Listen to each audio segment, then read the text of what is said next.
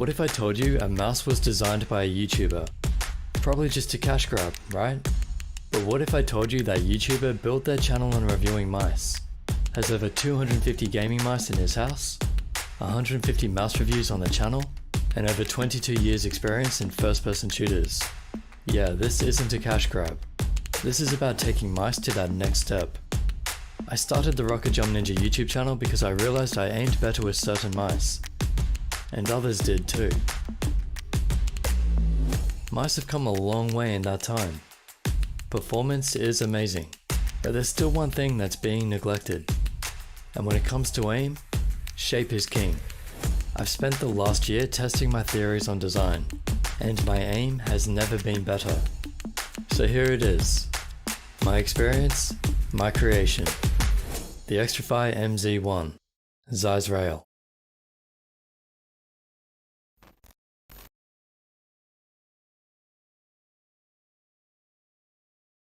Stop wasting time on sharing reviews on social media without being recognized by the brand you support.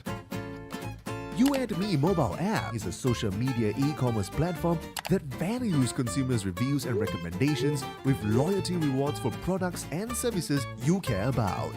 Our 8-app integrated news feed allows consumers to see recommendations based on their interests and be inspired by good buys shared by other users in the community. On the review page, consumers can explore and participate in campaigns by creating creative content reviews of their favorite brands, tag the products that they recommend, and enjoy the satisfaction that comes from becoming co-creators of brand values. We value each reviews and recommendations with loyalty points that can be applied towards their next purchase or be converted into cash rewards. Consumers, you hold the key to a brand's growth and reputation. Your trust, enthusiasm, and patronage should be appreciated and rewarded. Be part of You&Me's word-of-mouth movement now. Share the good, good to share.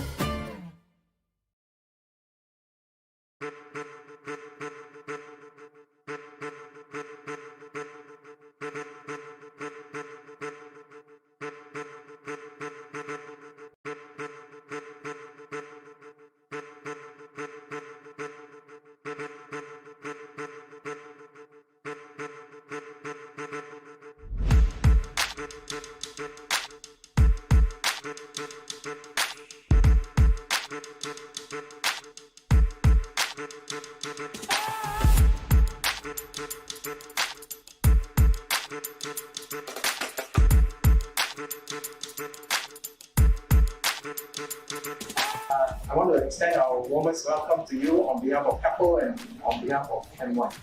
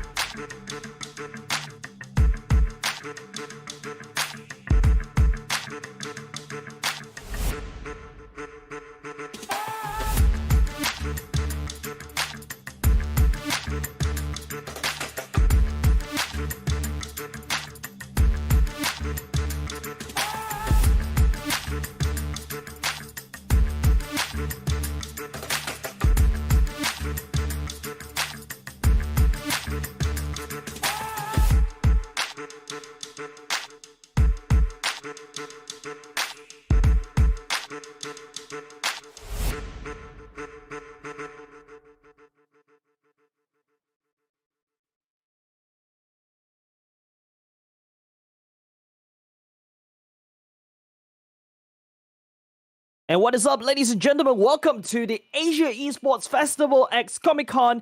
This is the MLBB Community Tournament. My name is Jace, and joining me right here is Scrubby Cheeks. We'll be your casters for today, and of course, this event is brought to you by Esports Entertainment Asia, or as known as EEA as well, and Comic Con. And of course, this event is supported by Bell's Academic Group, Built Tech, Excel Games, M1, Monster Cat, Mountain Dew, Osim, Safra, Scorpio Electric, Sure, Imishishi, you, and me.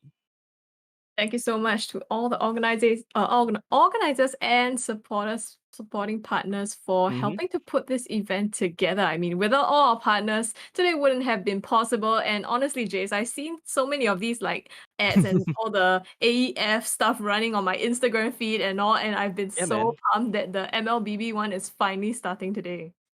Yeah, and of course, we've got a load of different games running alongside, right? Because all these different games will be happening at different dates. And I feel like, December has been a very good month for esports because also happening on the other side, we also have, the Worlds that's also happening in MLBB. But we need to focus on the community tournament. And I'm looking through the names. We got like 32 different teams. We'll be streaming you 3 games for today. And we'll be splitting the game. This is just day 1, right, Scrubby Cheeks? So we'll be splitting the we'll face shot also of these teams, and we'll split up to 2 dates. And tomorrow we'll be streaming you with more games. In fact, I believe today we'll be streaming mostly for round 1. Then after that, round 2 for tomorrow, and of course, hopefully round 3. And the finals will be happening around the 1st of January. Yeah, so definitely looking forward to that one. We'll see the teams fighting it out. And right now, I think the draft is ready. So let's jump right into it. Yep, that's right. Of course, first pick going to be Conqueror, and Lunatics will be going into the second pick. Now, this is going to be a best of 3 single elimination, and there's a lot of things on the board, right? We've got up to $2,000 worth in vouchers and 4,000 diamonds, and that is for just the champion team. But let's take a look at the bands, Scrubby Cheeks. It is going to be the Estes taken away, and also the Nathan taken off the board as well. Your team. Yeah, I mean, Nathan and Estes, quite common heroes that are appearing in the M3 as well. I think we've seen a lot of that. But right now, there's also going to be an Amon as well as Valentina band. I was kind of looking forward to seeing Valentina, new hero and all. But it looks like it's not going to be happening this game.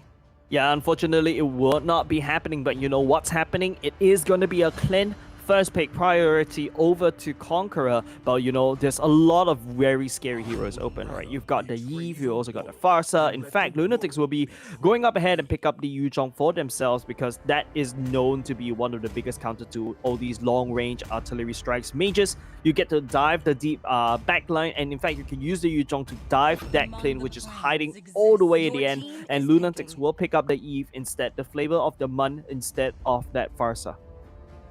Yeah, and now with the Eve, it's just a lot of firepower, right? You have the whole area of effect. It's gonna slow and gonna damage as well. So you have your Yuzhong diving as well as the damage coming from the Eve, and it looks like Conqueror's going to respond with a Lapu hovering over the hero here. Gonna add a lot to like a divey composition if they decide to go for that. Yep, it is going to be a very divey composition, right? If they're going to go for, a very strong front line, I think Lapu can also dive and hold that front line at the same time. And you know what's even better? The Tigre will be going in this time around. It's a little bit of hit and miss, I would say, but it is a very strong pick, especially if you set up Implosion very, very well. Right now, Lunatics, they're gonna snap pick that YSS first, and I believe they're gonna just go ahead and limit all the different cores, because take a look, the Nathan getting taken off the board, Amon as well, so the cores left are probably the Roger and probably I don't want to go all the way to the Grandeur, but I think they should look at the Lancelot, but instead they'll be banning the Roger away. Yep, taking out the Roger and picking up the YSS for themselves. YSS also a really popular pick. I mean, can jungle really well and it's gonna scale towards the mid and the late game. So it looks like they have their sort of insurance there already. Yep, and of course, it is going to be up to Conqueror's side to ban. I think they could look at, okay, they're going to go ahead and ban the Atlas. That is a little bit unorthodox right there. I feel like that could be going into like a Kufra ban, or even perhaps like, even a Lolita ban, right? Because take a look, you have a Clint, you can block using your second skill with the Lolita, and that helps against that Clint, right? But instead, Lunatics will snap pick that Kufra for themselves. Like what I said, a very good engage. If you can lock people down, that would be absolutely great. But it is going to be a Veil being hovered around here. I'm not a very big fan of Veil. I feel like I prefer Lunatic's side of the draft because they're slightly more meta, but instead Conqueror will really lock in that Veil, and now this Veil will provide so much zone denial, especially when he goes with the real world manipulation, right? And the only issue that I have with this Veil is the fact that it's immobile, but it is going to be a Karina being picked up this time around. Not too sure whether, you know, they may be going for a Karina tank, because we've also started to see a few like slightly semi-tank builds coming back for the Karina. Probably more of a semi-tank build. I mean, with the nerf and all, it's not likely that they want to, put themselves at that kind of disadvantage. So more of a hybrid build that we might be looking at here. But I do like the Veil pick that gives them a little bit more CC to add to the Tigreal Wombo combo. You know, CC plus the damage to be able to do that huge burst. If they manage to pull off the team fights all in, it might just make it work.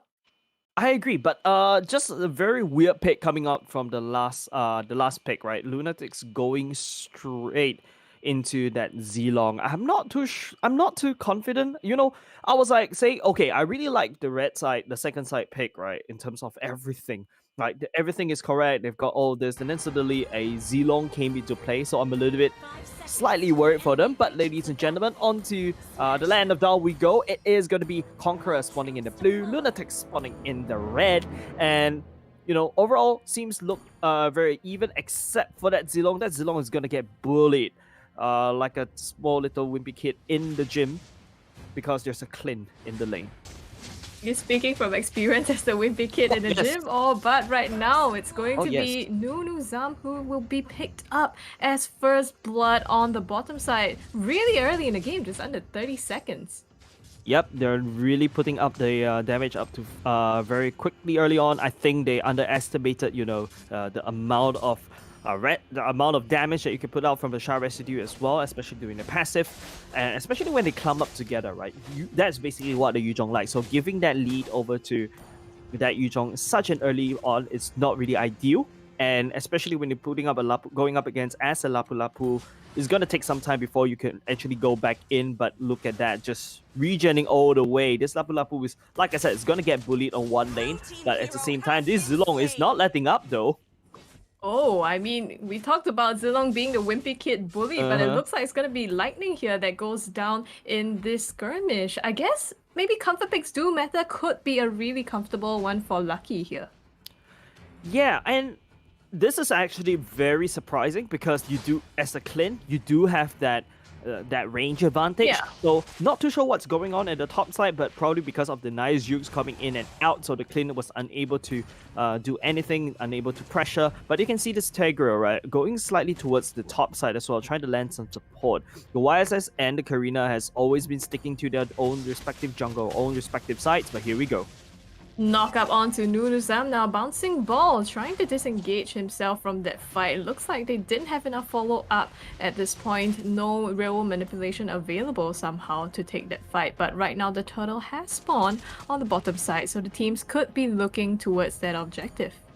Yeah, good damage being done against Conqueror already, because, you know, this Tigreal will be definitely laid towards this turtle. Now, if Lunatics is interested by it, but it seems like they're not too confident, they're gonna probably blow off this turtle priority. But if you notice, they are slightly congregating towards the bottom side, not revealing anything else, just trying to poke and try to whittle down each other's HP. But it's all about how they're gonna go all the way in. The Karina decides to jump onto this Kufra, bouncing ball away, and this nice push coming in. Knockout and a stun onto Prof Dins here, and now they try to make a break for it. Black Dragon Form being popped to try to escape here, and he catches Zeus on the way out. It looks like he'll be chased down together with a real manipulation. One more hit will do it, but it does not connect. It will be Nunuzam now in trouble, knocked up, trying to run away, but does not look like he's going anywhere. Actually, he survives just for a bit to be picked up by Prof Dins here. Gonna be traded out across the board. Yeah, you can see the real world manipulation used to great effect, right? This amount of rage that Lunatics have in mind just basically zones out Conqueror, just messed their whole composition all the way up. And I think this Tigro has been playing a little bit too aggressive to my taste. You don't really see this nice implosion that was able to set all the way down, but the funny thing is, the Conqueror was the one that takes down the turtle. Instead, Lunatics won that team fight, but Conqueror is not letting up in terms of these objectives. Just take a look at the gold lead right now, because Conqueror, they are actually leading in the gold. Yeah, leading by about 500-ish gold at this point. I guess it's a comfortable lead for now at about almost 4 minutes into game. But here goes Lucky with his combo. Manages to get lightning down to more than half HP. Werewolf manipulation trying to close that out, but it's not going to be enough. The rest of Lunatics here actually here for the backup. Kufra dives in right under the turret, but doesn't manage to make any other moves here, as Conqueror, they have one more to their number. That's the very big miscommunication coming out. Lunatic seems like they're already poised to dive, but you can see the Kufra charging all the way up, but Lunatic is slowly backing away, so no follow-ups coming out. But you gotta admit, the way that this Mary No Mercy lands down this real-world manipulation, it's always at arms, it's like, not just arms reach, right? Like, miles away, but just in the range to put out all this heavy firepower. But I feel like if Conqueror were to keep up this effort in terms of I'll just hunker down, I'll just try to farm, I'll just play and scale to the late game, Lunatics may find themselves in a slightly back seat, especially in terms of all this gold lead. I believe the top side is the one that gets most of these gold because of the range advantage. It's up to Zilong to make all these split push plays, and hopefully that actually works out. Right now, though, Prof Din's in some trouble. Will be taken down by Zeus here, despite popping the Black Dragon form, not able to make his escape. And that's another win for Conqueror. They've managed to even out the kill lead here in the mid lane. Randy Gaming knocks up Koff, and it will be the damage from Mary No Mercy to take him out. And Lucky coming in with the combo onto Nunuzam, just a little bit of help, but he manages to escape here. Lunatics with the upper hand, and they will start to rotate to the next objective. Dude, nice rotation coming out from the side of Lunatics, right? This Lucky just activates his ultimate, probably like around where the turtle is, and just zoomed all the way down to the bottom side, provided that CC to secure that kill as well. So I really like how Lunatics is picking up these team fights though, but Conqueror, they're still ahead in terms of all these objectives and map dominance, but the turtle will be started. Randy Gaming find himself in an awkward position, I would say. Little too deep in the jungle, and will be finished off by Zeus here. Conqueror, they forgo the turtle. They want to go for the kills instead. It's Death who's in trouble, but the Void Crystal is enough to slow them down and be able to cut off the engage. It looks like Conqueror would turn around and go for the objective once again. Yeah, Turtle definitely not going to be contested by the side of Lunatics again. I'm not too sure what's going on in the side of Death, but he's not actually rotating properly. He's not ganking as well. It is mostly Lunatics.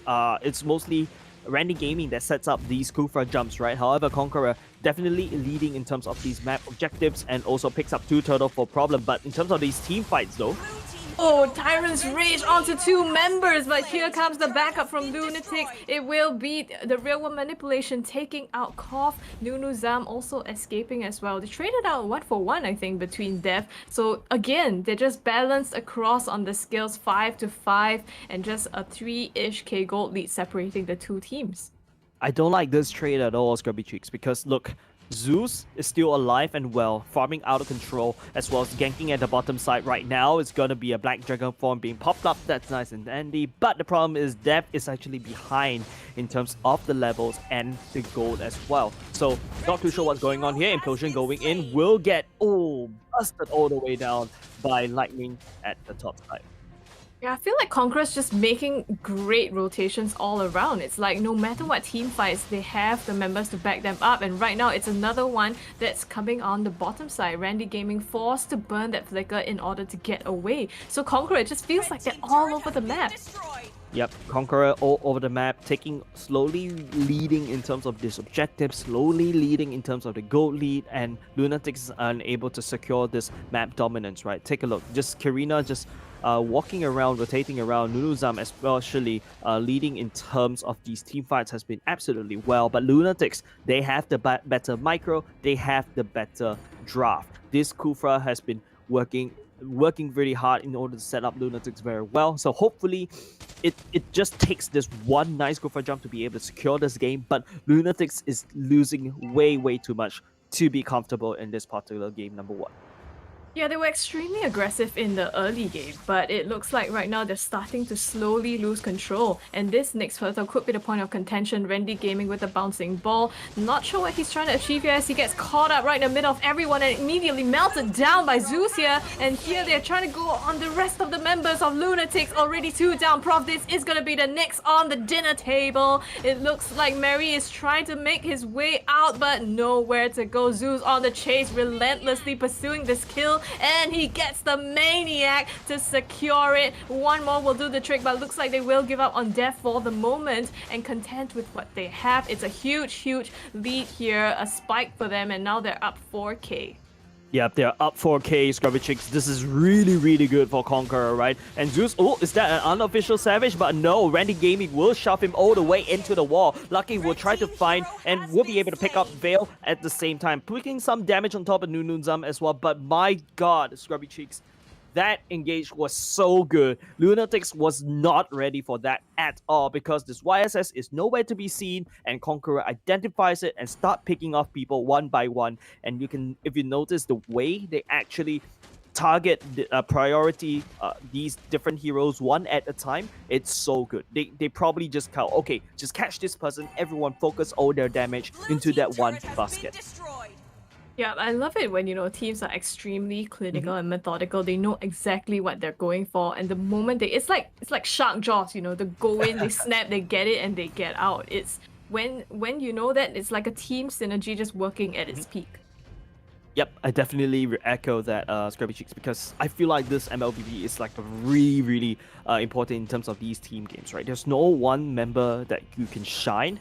There's no one person that could carry. It takes so many people's effort doing all their particular roles, and Nunuzam, Zeus has been doing their roles in terms of picking up these key targets, bursting them down one at a time. But Randy Gaming though, Lucky will be able to catch the Karina right there, will be able to get on away. A bit of watch engage coming out from Randy Gaming, if you ask me, Scrubby Cheeks, but I don't think the members of Lunatics will be able to get on anything, but Lucky could equalize that.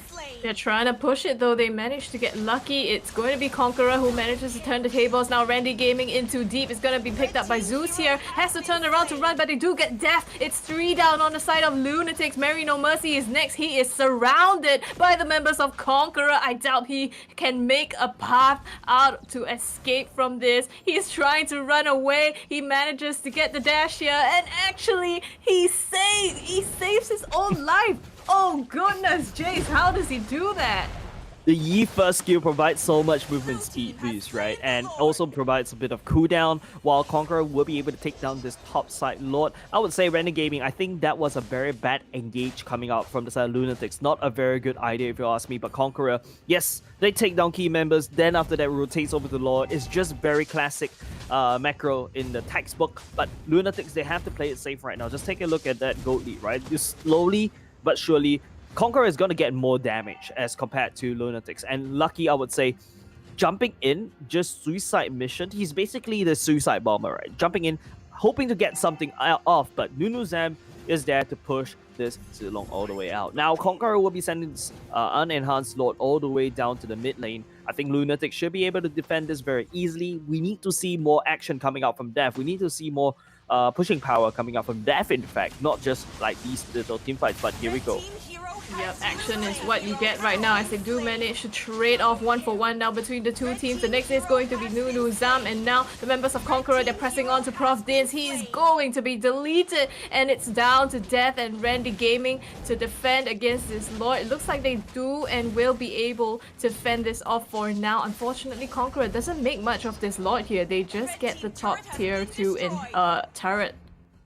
Yeah, top tier 2 is still A-okay. That pushing power that Conqueror gets from all of this, but they lost 2 members, so they're a little bit slowing down. But speaking of which, they managed to take down the top side because Lunatics was too busy defending the mid lane turret. I think that was a bit of a tunnel vision and macro mistake coming out from Lunatics. So Conqueror, they take the Lord, they crack open the top side. I would say that is good. And now what Conqueror can do is just try to slowly starve Lunatics all the way out and use their range advantage and their gold advantage in order to slow down the farm of Lunatics, because Death is not getting all this farm and it's already being cancelled by Conqueror.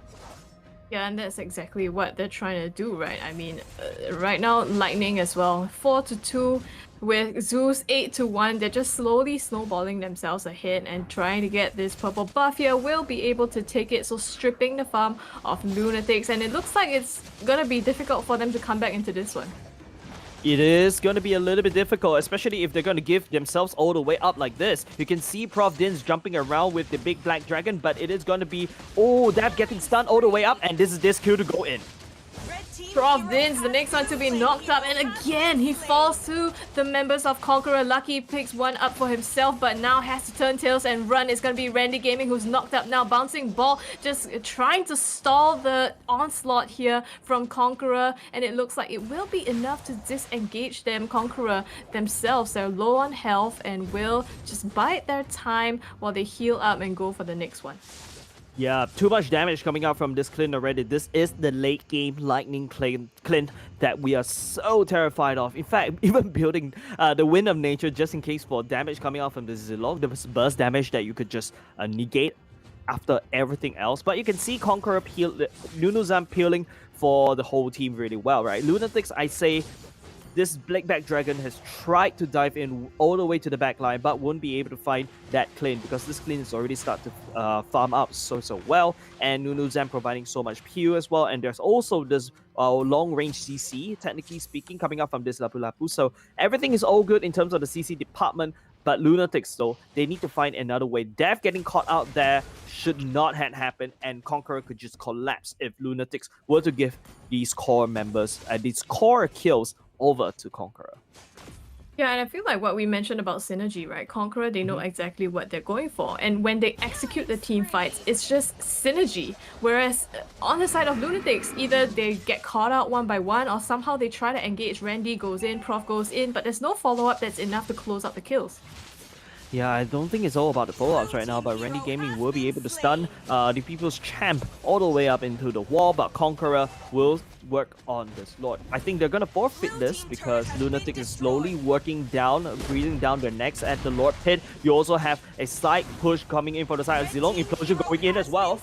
Taken too much damage though, and he has to pop the immortality, but Death, they traded out. Now they have no much damage dealer on the side of Lunatics. It's Randy Gaming that's alone here, gonna be taken down. Mary No Mercy late to the party, as well as Lucky. Lucky does pick up Cost, so the damage is gone, as well as Nunuzan, the front line, but they're just trading out at the moment. It's 4-4, 3-4 right now, and they pick up Mary No Mercy in the back. That's a free Lord for them, going the way of Conqueror. Prof Dins is trying to stop it, but he's one man against two. They trade out between him and Zeus, so I guess it's a good one for Lunatics because they stopped the fight and they stopped the Lord from going the way of Conqueror. I'm gonna disagree with you right there from the side. I would say I think losing so many members in that particular team fight means that yes, you reset everything, but you know, Conqueror is already back in fighting form already, especially when Lapu Lapu walks out. They can go all the way back to the Lord Pit and pick up this fight again. Don't forget, as Conqueror tries to like bait Lunatics towards the Lord Pit, their top side though, look at Conqueror's, look at Lunatics' top side, it's already very open. So Lunatics is forced to go back and defend, but I think Lunatic is shifting the gears slightly a little bit, using that Zilong to basically go around and start sniping down these turrets has been very helpful against Lunatic. So maybe that is their win condition coming up from this time around, especially we're going already in towards the late game. You can see, yes, Prof Dins was able to jump in and try to trade it all the way out, but this Mountain Shocker will reveal, and this is going to be a bit of a pickle.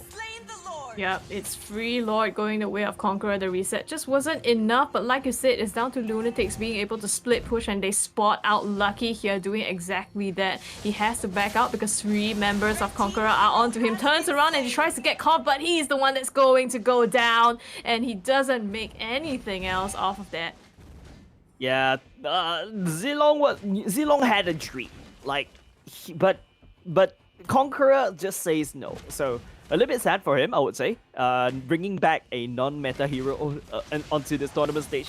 I say I respect this guy, but he made it work. You can see the burst damage that this Zilong does have. As long as he targets down the key targets like the Veil or the Clint, I think Lunatics could turn this around, but with this Lord going down to equalize all of that, I fear for the worst, Scrubby Chicks. I fear for the worst. Yeah, they definitely have to play like Lunatics here. Randy Gaming is in a mid lane. Tyrant's Rage onto 2, but it's not going to be enough. The mid inhibitor goes down, and here Prof Dins is popping the Black Dragon Form, going right deep for Coffia. But right up top, they are already sieging it. The Lord and the core is going down, and it's just left about a quarter of its HP here. Conqueror, they're just waiting for the creeps to be able to come in here as they try to chunk down on the members of Lunatics. It's not going to be enough at this point. They choose to disengage. They can't close out the game just yet.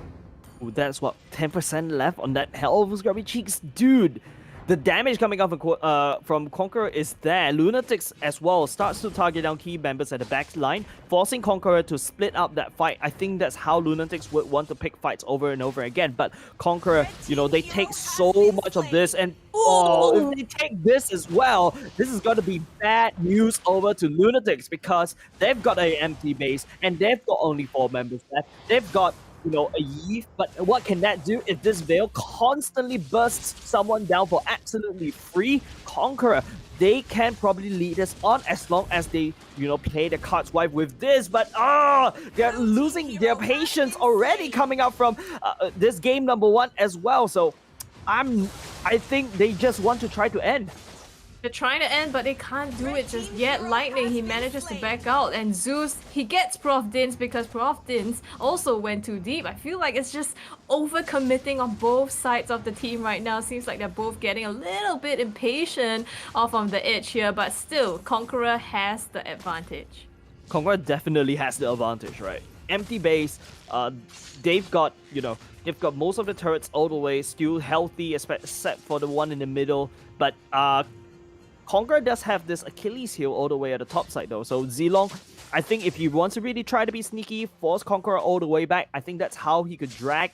Activate this ultimate allows him to have this bonus movement speed so that he could run. But I think Lunatics needs all the damage on board right now. So as long as, you know, this Prof Dins was able to identify key targets such as the Clint, such as the Veil, I think they should be able to do so. But this Veil does have a bit of pew on his own. This Hurricane, this knockup has been very crucial in keeping him alive in terms of all of these team fights. And now Conqueror, they're trying to look for any soft spots coming out from Lunatics. But Randy Gaming will be very important, especially if they need to try to block out the members, try to stun down Conqueror if they were to congregate as 5. Yeah, I think they're trying to do that. I think Conqueror, they're just trying to look for an opening here, but Lunatics, they're going to be the one with the vision. Mountain Shocker laid down and spots all of them out. It's tough for Lunatics now. Jace, do you think this is just, you know, it's just certain death? I think it is death by 1,000 cuts, Scrubby Cheeks, because look at this. This Lord is definitely going to go into favor of Conqueror. There's no way the Lunatics will be able to steal. Just set Nunuzam and this Veil as well. Even the Lapu Lapu, there's 3-pronged places just setting up all this vision. Randy Gaming will give it a quick poke, but Lunatics, you can see they're not in position. They probably want to try to collapse, but they will be able to take down this Lord already. Randy Gaming going straight in for Zeus, and it looks like he will be able to delete him off the map now. Prof Dins going right for Lightning together with the real manipulation. They shut him down, and Lunatics, they have an opening now. They're chasing down Nunuzam, and they're trying to get him under the turret, a stun and a knockup. But I'm not sure, Lunatics, they don't seem to be committing to this. The rest of them just in the mid lane here, and it looks like they will choose to settle for the turrets. Yep, Conqueror is basically like this piece of steak that's already been tenderized by this Lord right now, right? So Lunatics identifies that, they're just gonna pick up Zeus, and after that pick up Lightning. These two, like I said, one of the key members from the side of Conqueror. So Lunatics got these all checked, but here we go. Oh, Randy Gaming wasn't able to actually stun 3 members. If he actually get all of this stun, but I think he's in too deep. The members of Lunatics is not actually following all the way up alongside with him, but Randy Gaming took a lot of damage but bought enough time while Lunatics work on this Lord. Yeah, I love that. I mean, Randy Gaming, he was just buying so much time for the rest of his team to take down the Lord. And basically, that was a wasted Lord for Conqueror because they couldn't make any of it. They lost members after that Lord fight and they couldn't push the lane. And in that time as well, Lucky, he was on the bottom side pushing it all the way up to the mid. So that was a huge lead for Lunatics. It looks like they're just trying their best to pull themselves back into this game.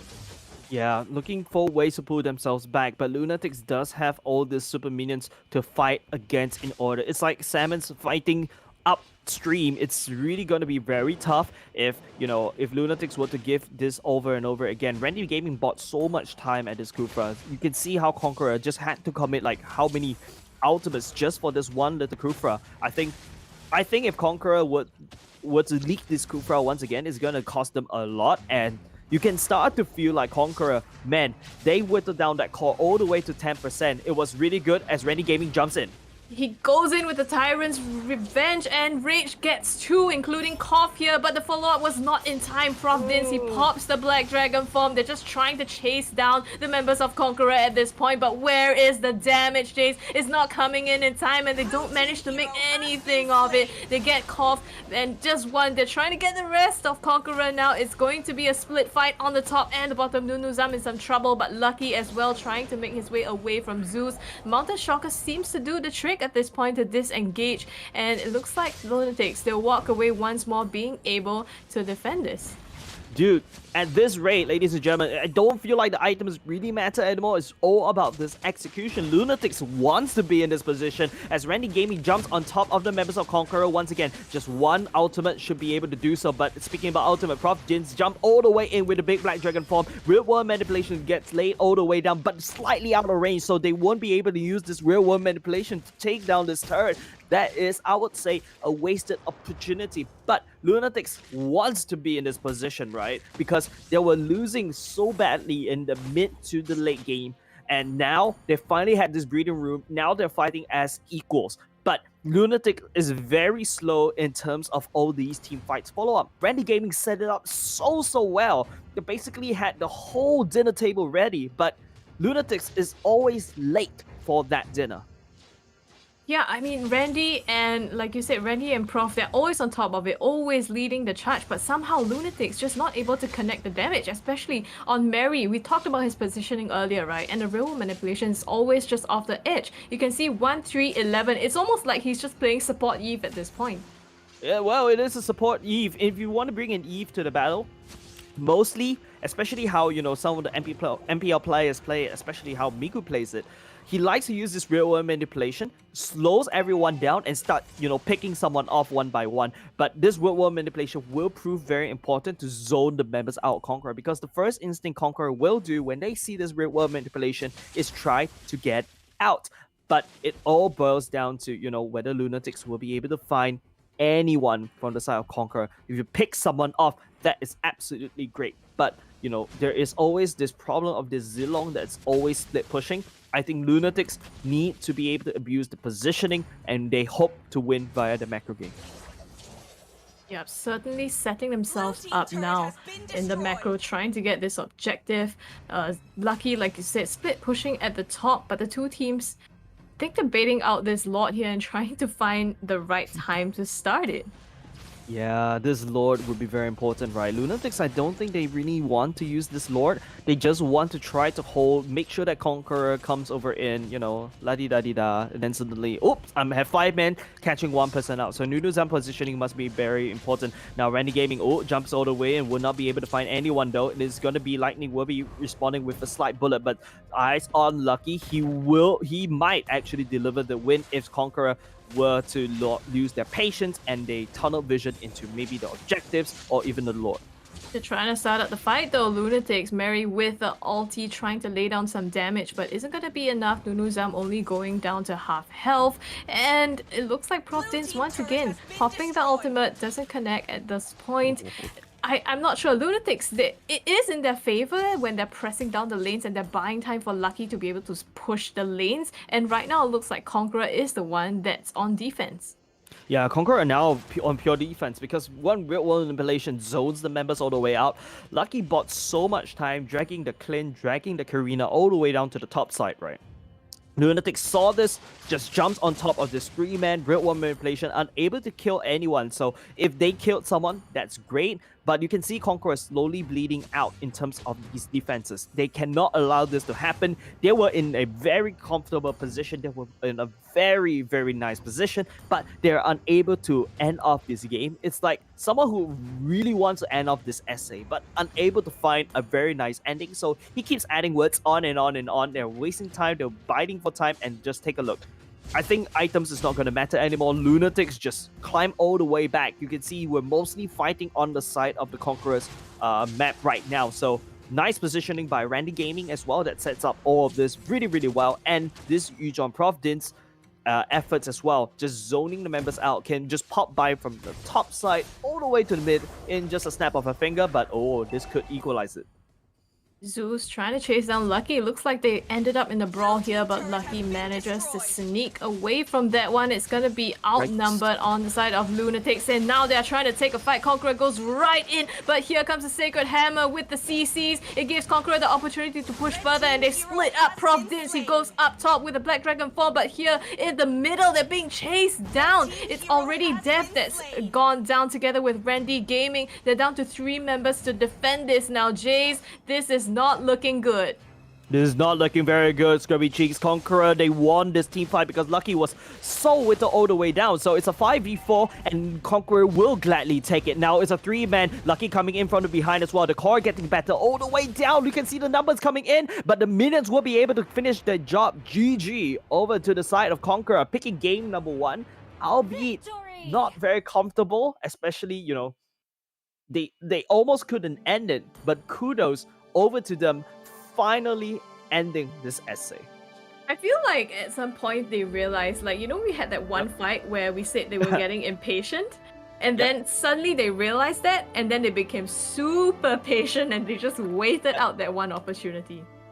Yep, Lucky took so much damage by that Karina, right? Yes, he was buying time. Yes, he was just like trying to assassinate all these turrets, but he got whittled down so quickly, and then suddenly you don't have this limiter anymore. You don't have someone that's breathing around your neck. You're finally free, and that's where, you know, the side of Conqueror just like, you know, I'm just gonna go and handshake all this team fight because I know you're at least 1 man down, and I know you don't have a weird Lucky that would try to snipe by Black backline. So they took that team fight very methodically. They agreed to it. They committed full force. It is now a die because Conqueror, I believe, if that fight went sideways, it's definitely not gonna look very good for them. And Lunatics, they could have picked up this game, but unfortunately, that Zilong was really too weak in order to fight. So there's no this like invisible snapping jaws behind their backs anymore.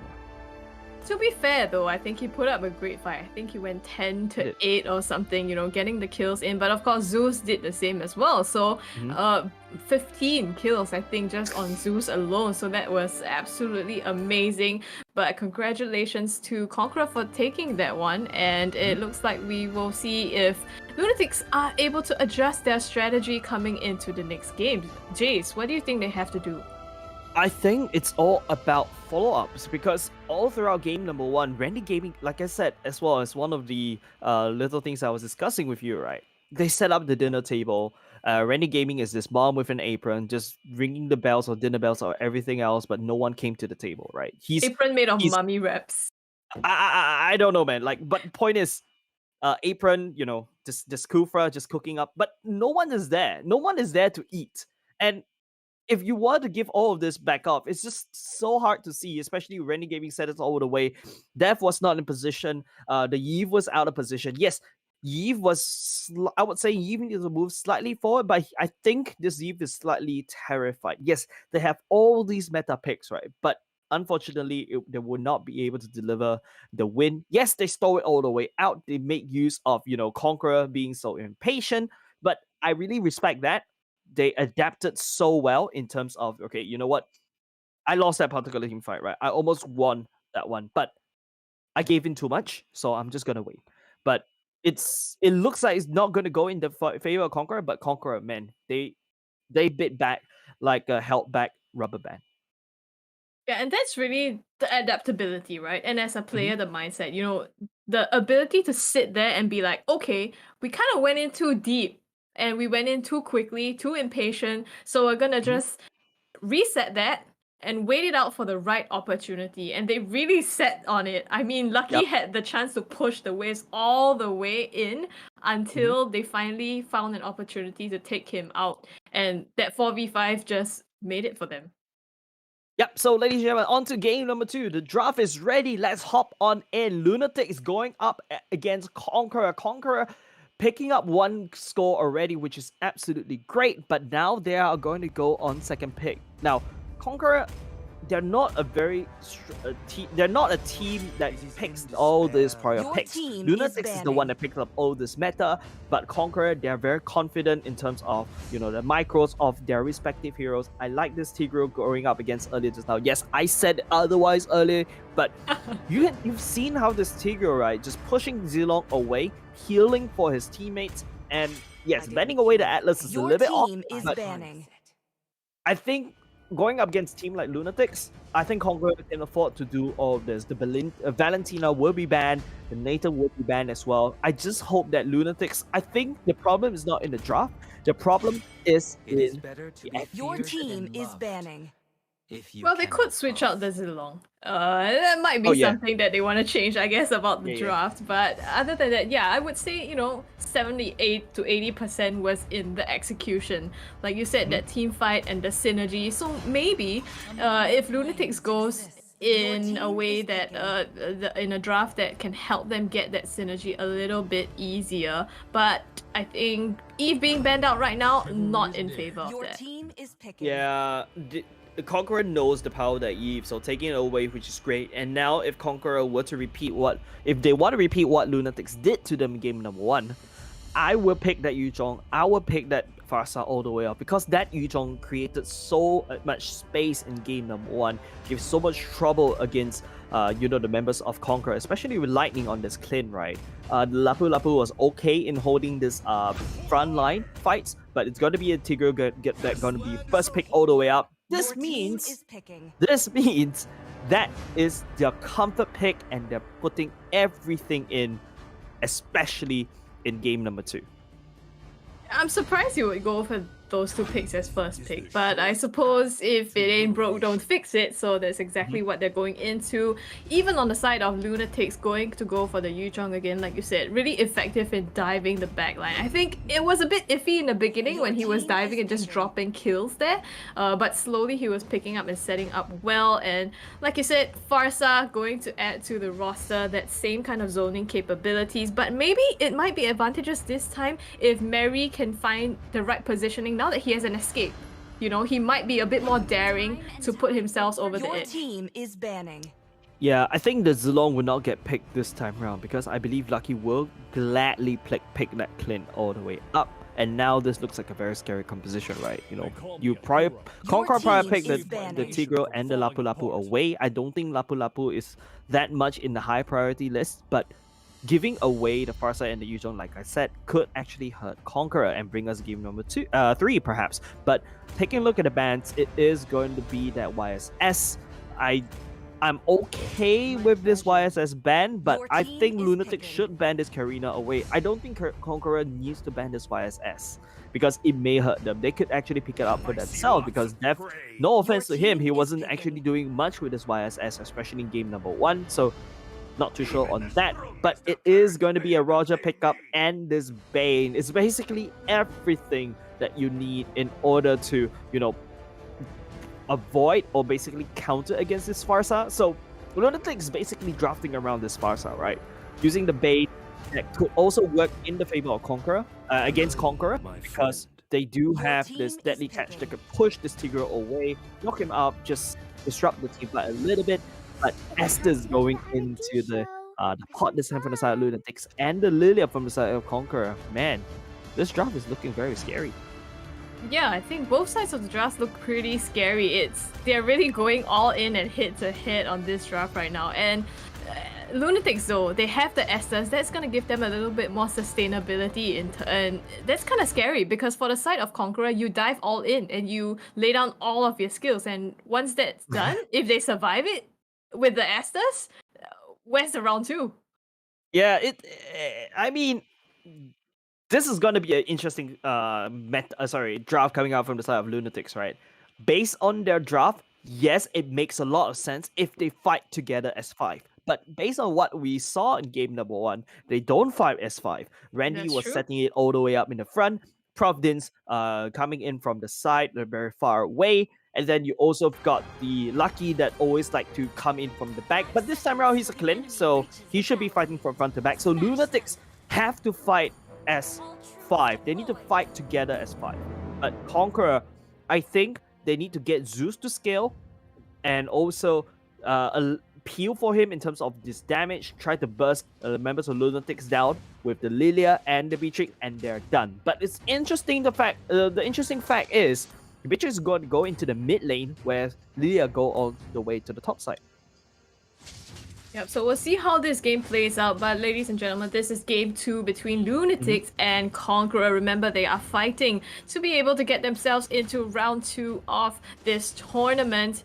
And like you said, right, Randy Gaming, he used to set up the dinner table very well. But now that he's an Estus, I think that changes things a little because he doesn't really have to go too deep. He just needs to sustain his teammates. Yeah, so Randy Gaming, I think the playstyle will change a little bit for him. But I would say Lunatics, they don't really have any form of hard CCs. Conqueror, they do have that big implosion.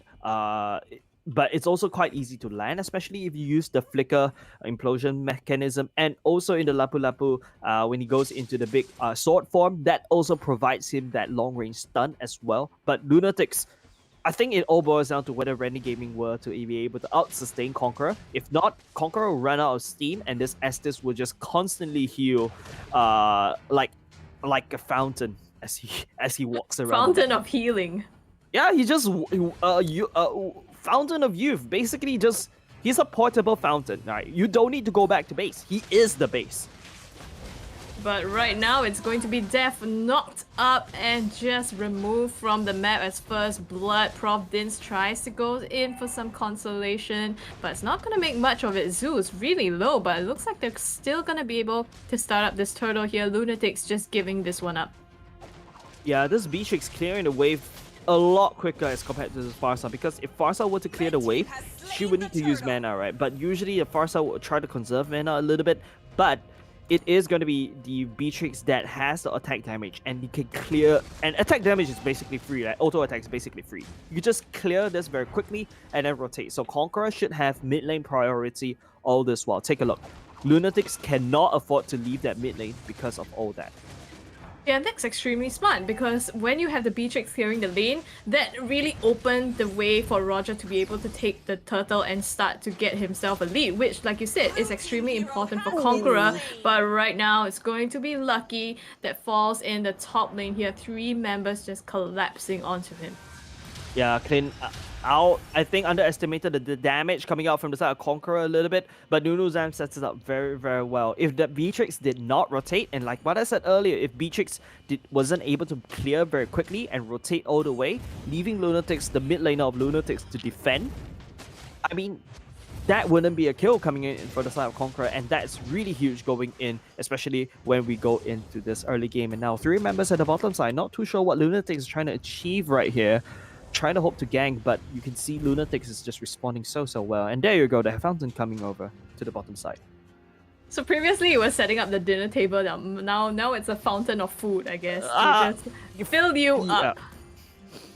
Yeah, or I would say an ambulance this time around. And you know, this is what happens if Lunatics leave the mid lane. You get Conqueror gets all this energy and probably crack open the mid lane if Mary No Mercy is the security guard that basically go for a lunch break at the bottom side, but wasn't able to find anything though. The food is empty and he walks all the way back up.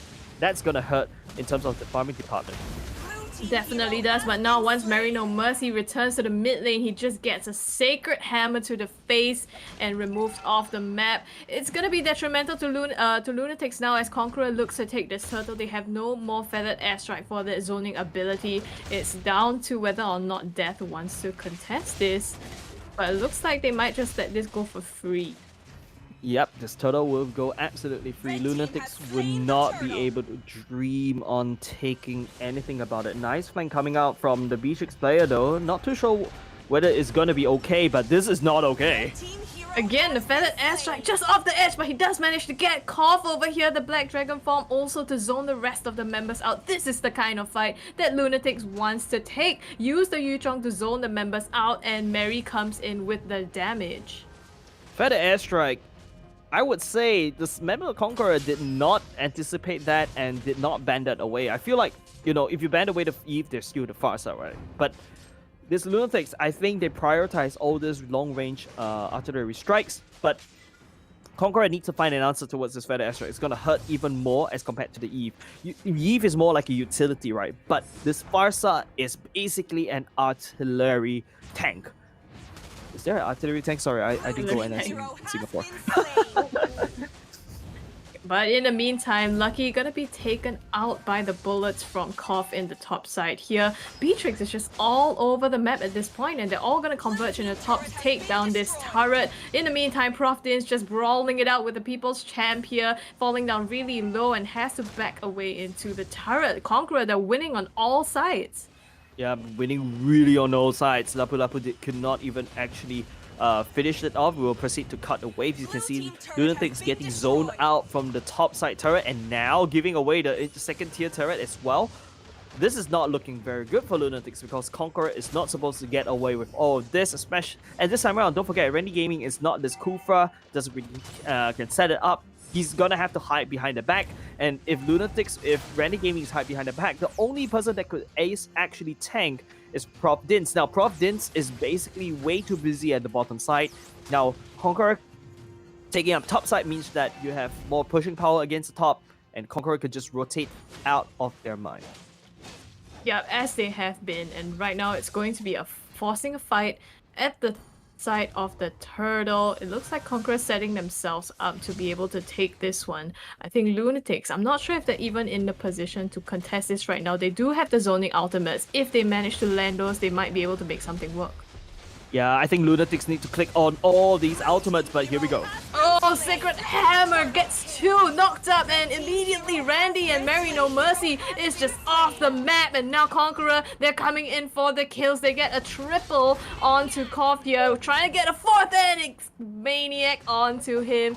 Just racked up the kills in that one fight together with the turtle.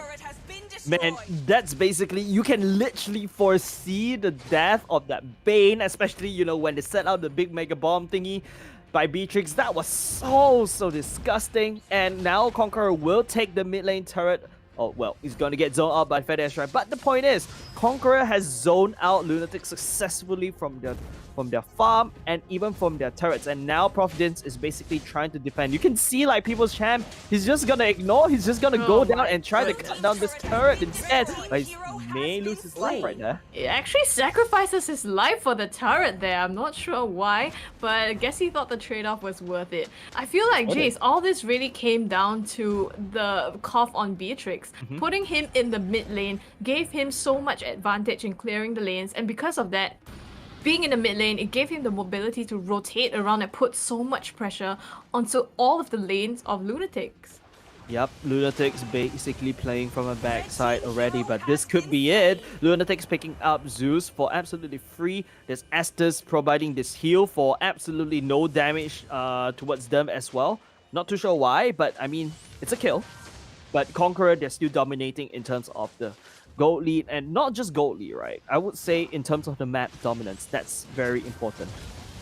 Yeah, definitely have the map dominance with 4 turrets, but right now they're trying to get even more with the Feathered Airstrike coming down on Nunu Zam, but they too take Randy Gaming as well. 1-for-1 trade, they get their healer, and because of that, it looks like they will safely disengage from the fight. Lunatics still playing off the back foot and not being able to get a lead ahead of Conqueror.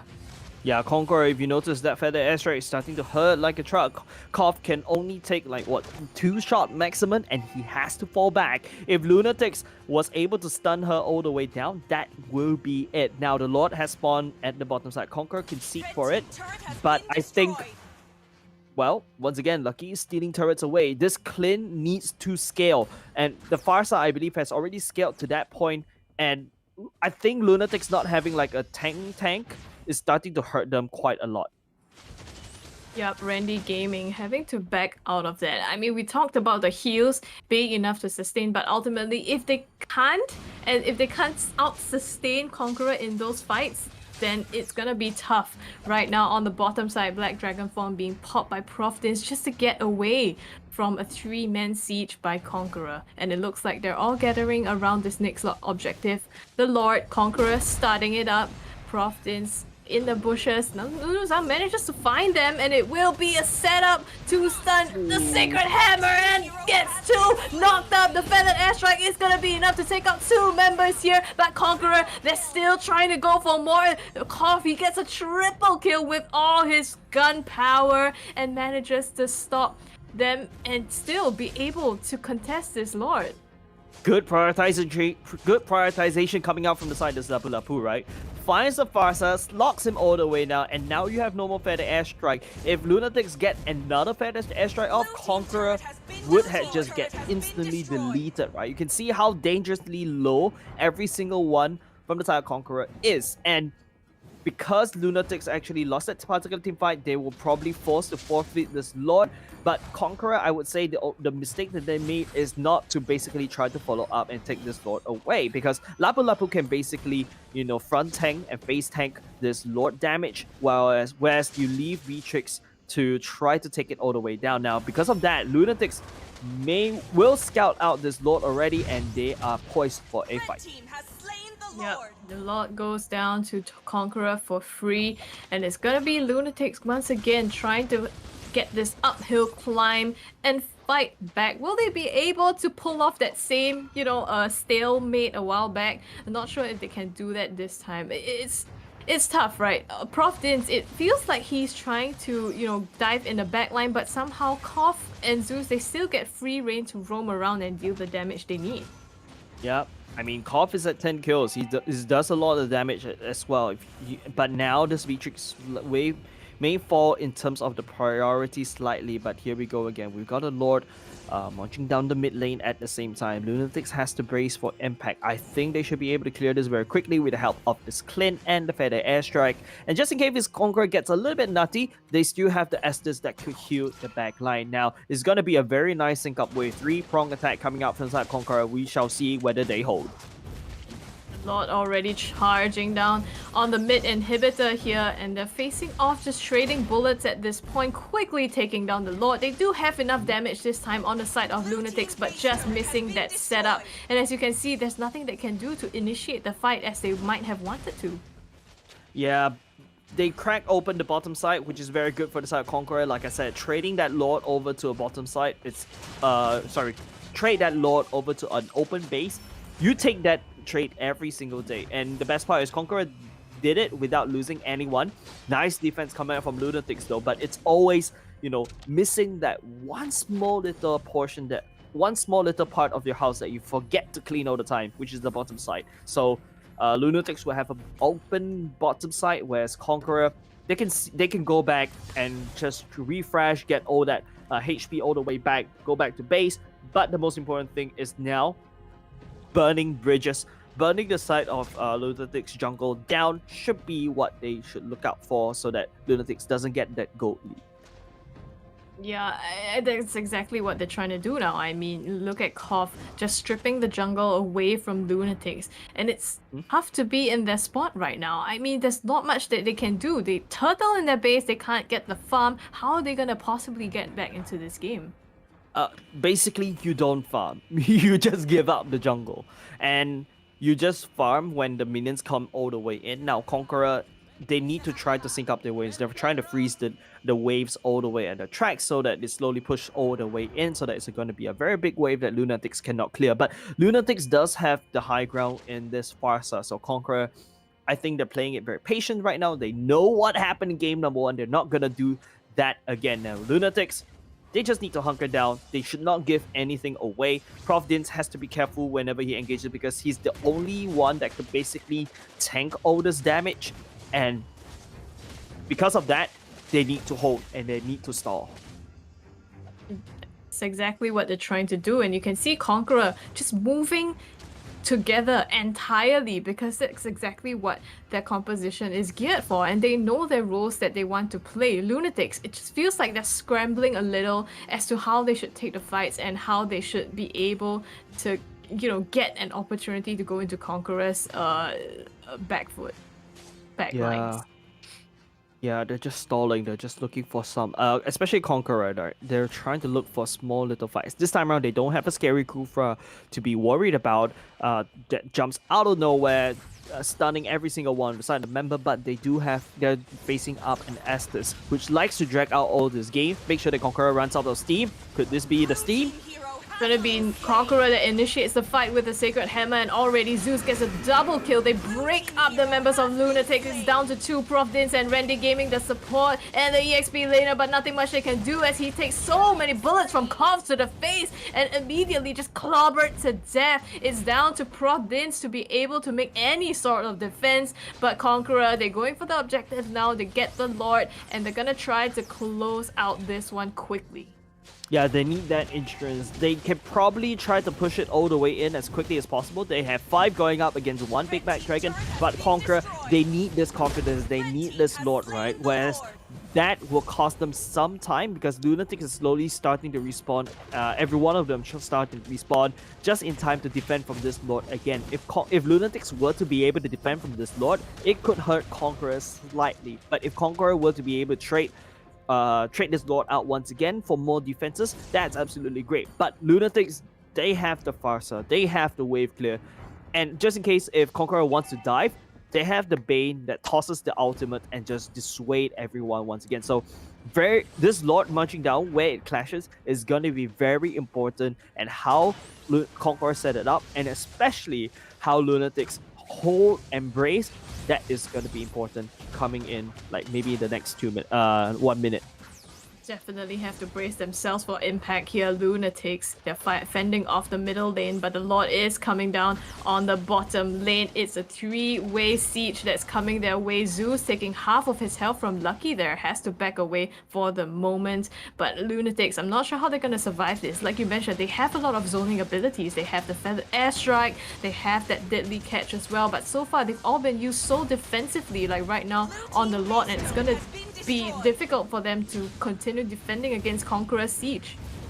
Yep, there's a siege coming all the way. Prof Dins tried to dive for the backline, spreading a Shard Residue all the way. Deadly Catch activated as well. Even before the implosion goes off, Nunu Zam gets deleted right off the map. But Lunatics, nice defense right there, but they would not be able to defend the top side, which actually fell. Conqueror, they overcommitted a little bit too much, but at least, you know, Nunu Zam proc that immortality, so that's still a-okay for them. But Lunatic will slowly regain some map dominance once again as they try to breathe, try to look for more pickups. Conqueror, they need to be careful going into the next team fight.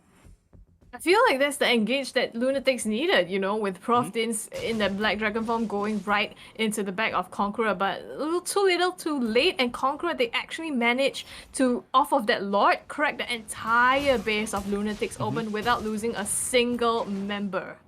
Yep, Mythical will win the race, but nice stun cold the way in. Look at that CC chain coming out from the side of Conqueror.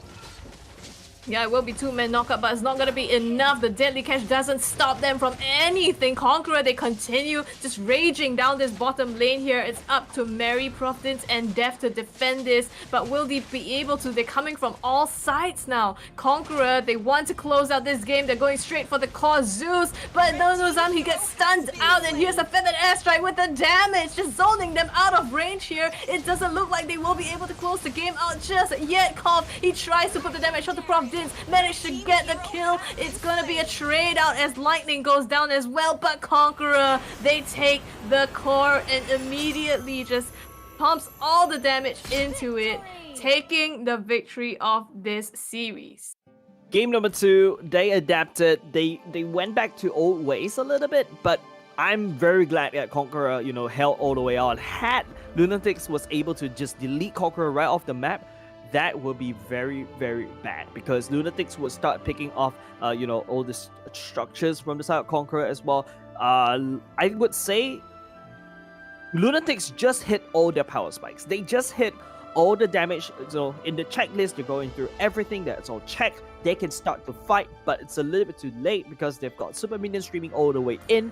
They've also got, they also got no turrets left. So I would say Lunatics came online too late. They stalled. Yes, they were able to stall, but one good team fight will turn that tide, and Conqueror found that team fight to finally put that full stop at Lunatics. So GG, well played over to them. They were able to, stall it all the way out. It's not very easy for Conqueror as well, but overall, I would say this game is tight. Definitely a tough one for Lunatics, and I think they did, like you said, try to adjust their draft a little bit, going for the sustained way. Unfortunately, they lose their initiation and just wasn't enough to be able to take the team fight still. So props to Conqueror for taking that one and Lunatics for putting up a good fight, but it looks like it will be Conqueror that's going to progress to the next stage of this tournament. And before we go into the next games, we are going to just go into a little bit of break for you guys to also stretch a little bit, take a breather, and come back. So we'll see you right after this. What if I told you a mouse was designed by a YouTuber? Probably just a cash grab, right? But what if I told you that YouTuber built their channel on reviewing mice? Has over 250 gaming mice in his house, 150 mouse reviews on the channel, and over 22 years experience in first-person shooters. Yeah, this isn't a cash grab. This is about taking mice to that next step. I started the Rocket Jump Ninja YouTube channel because I realized I aimed better with certain mice. And others did too. Mice have come a long way in that time. Performance is amazing, but there's still one thing that's being neglected.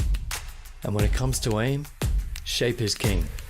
I've spent the last year testing my theories on design, and my aim has never been better. So here it is. My experience, my creation.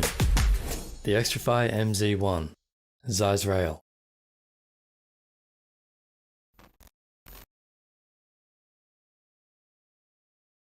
Stop wasting time on sharing reviews on social media without being recognized by the brand you support. You&Me mobile app is a social media e-commerce platform that values consumers' reviews and recommendations with loyalty rewards for products and services you care about. Our in-app integrated news feed allows consumers to see recommendations based on their interests and be inspired by good buys shared by other users in the community. On the review page, consumers can explore and participate in campaigns by creating creative content reviews of their favorite brands, tag the products that they recommend, and enjoy the satisfaction that comes from becoming co-creators of brand values. We value each reviews and recommendations with loyalty points that can be applied towards their next purchase or be converted into cash rewards. Consumers, you hold the key to a brand's growth and reputation. Your trust, enthusiasm, and patronage should be appreciated and rewarded. Be part of You&Me's word-of-mouth movement now. Share the good, good to share.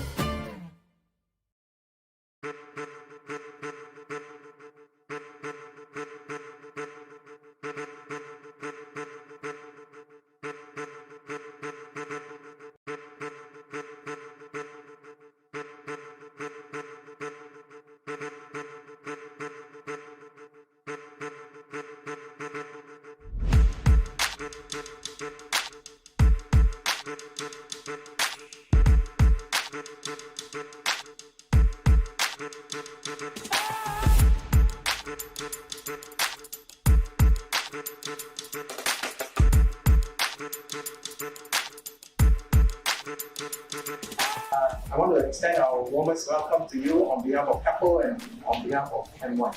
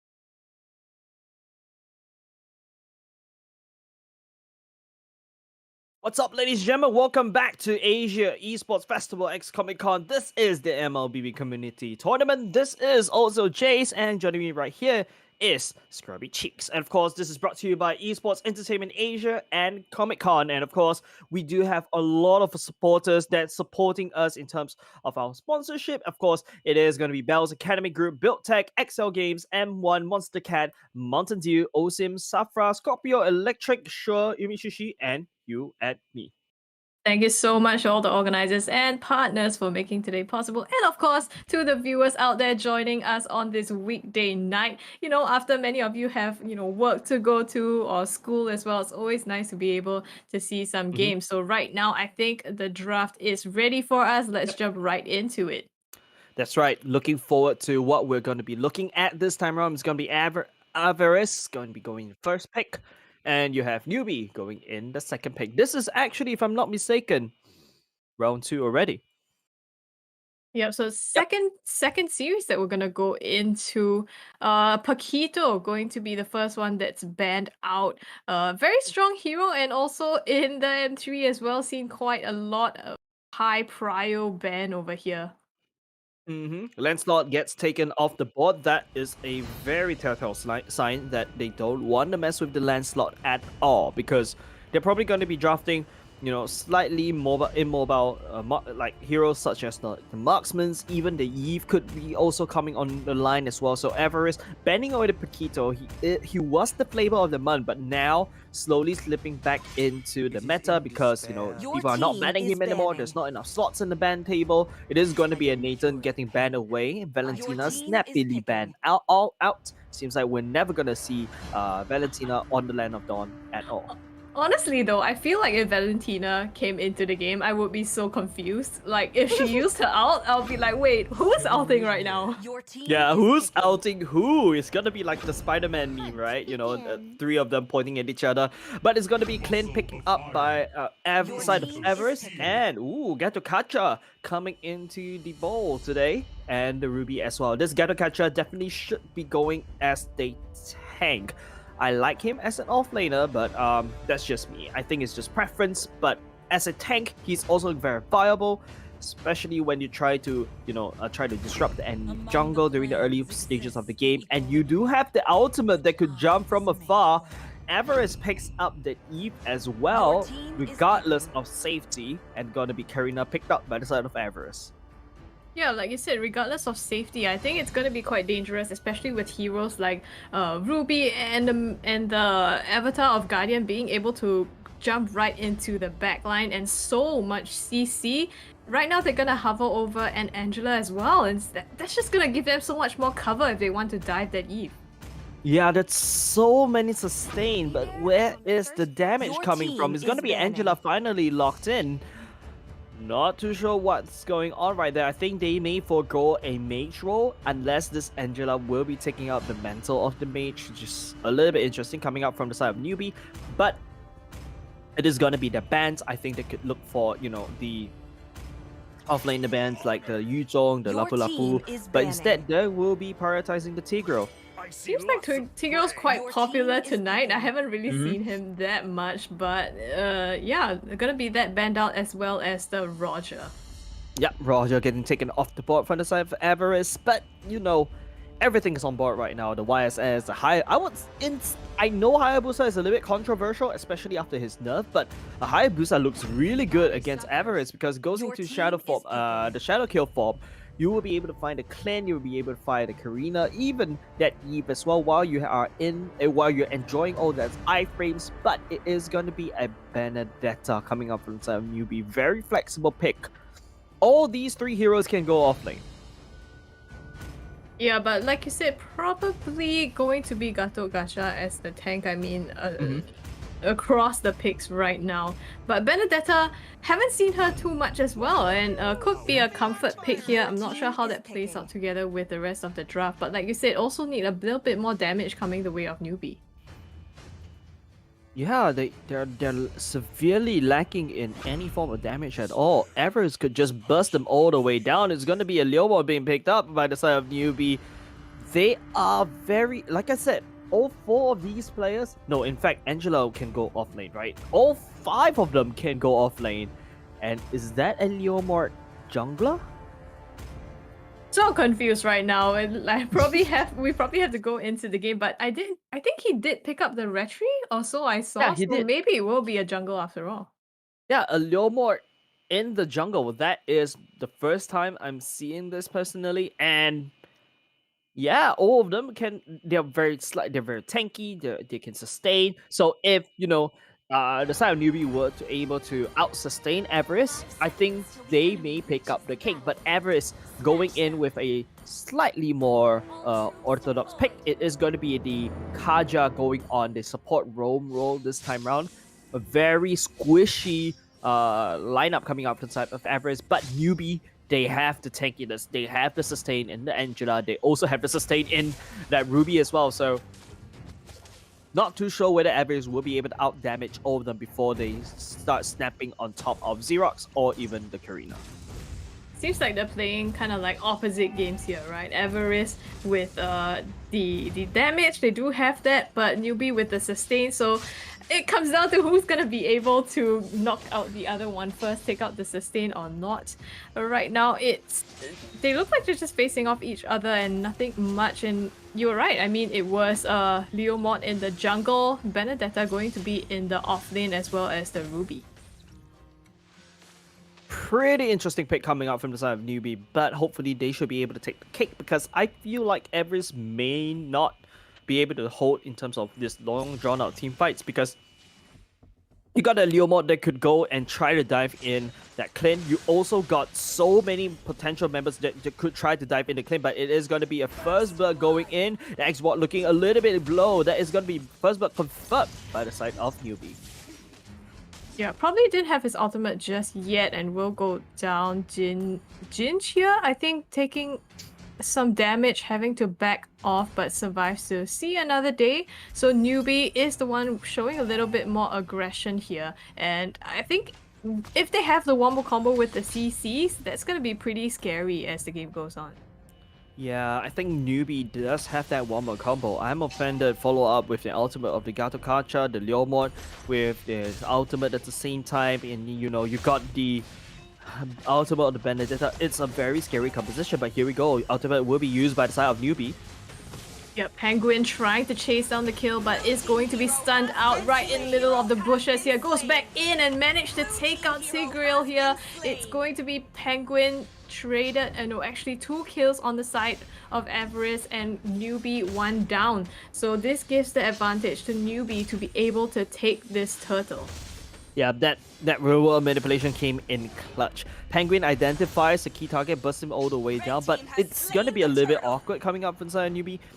I would say they managed to prioritize key targets, which is good, but they also have to be careful because Penguin does have like percentage HP in his passive that could shave it potentially off. You know what would be good from the side of Everest if there's a carry going in, because newbie will get absolutely shredded. But speaking about shredded, Electo being laid down here, and the shields, the hard guard coming just enough to defend it and turn the tables around. And Xerox, that's going to be the one that goes down. Everest, they're rotating, they're trying to get the Benedetta here diving under the turret to be able to get this kill, but it's not enough. Avatar of the Guardian being used as well to no effect. It's gonna be Penguin that's the casualty here as newbie continues to chase them down back into their turrets.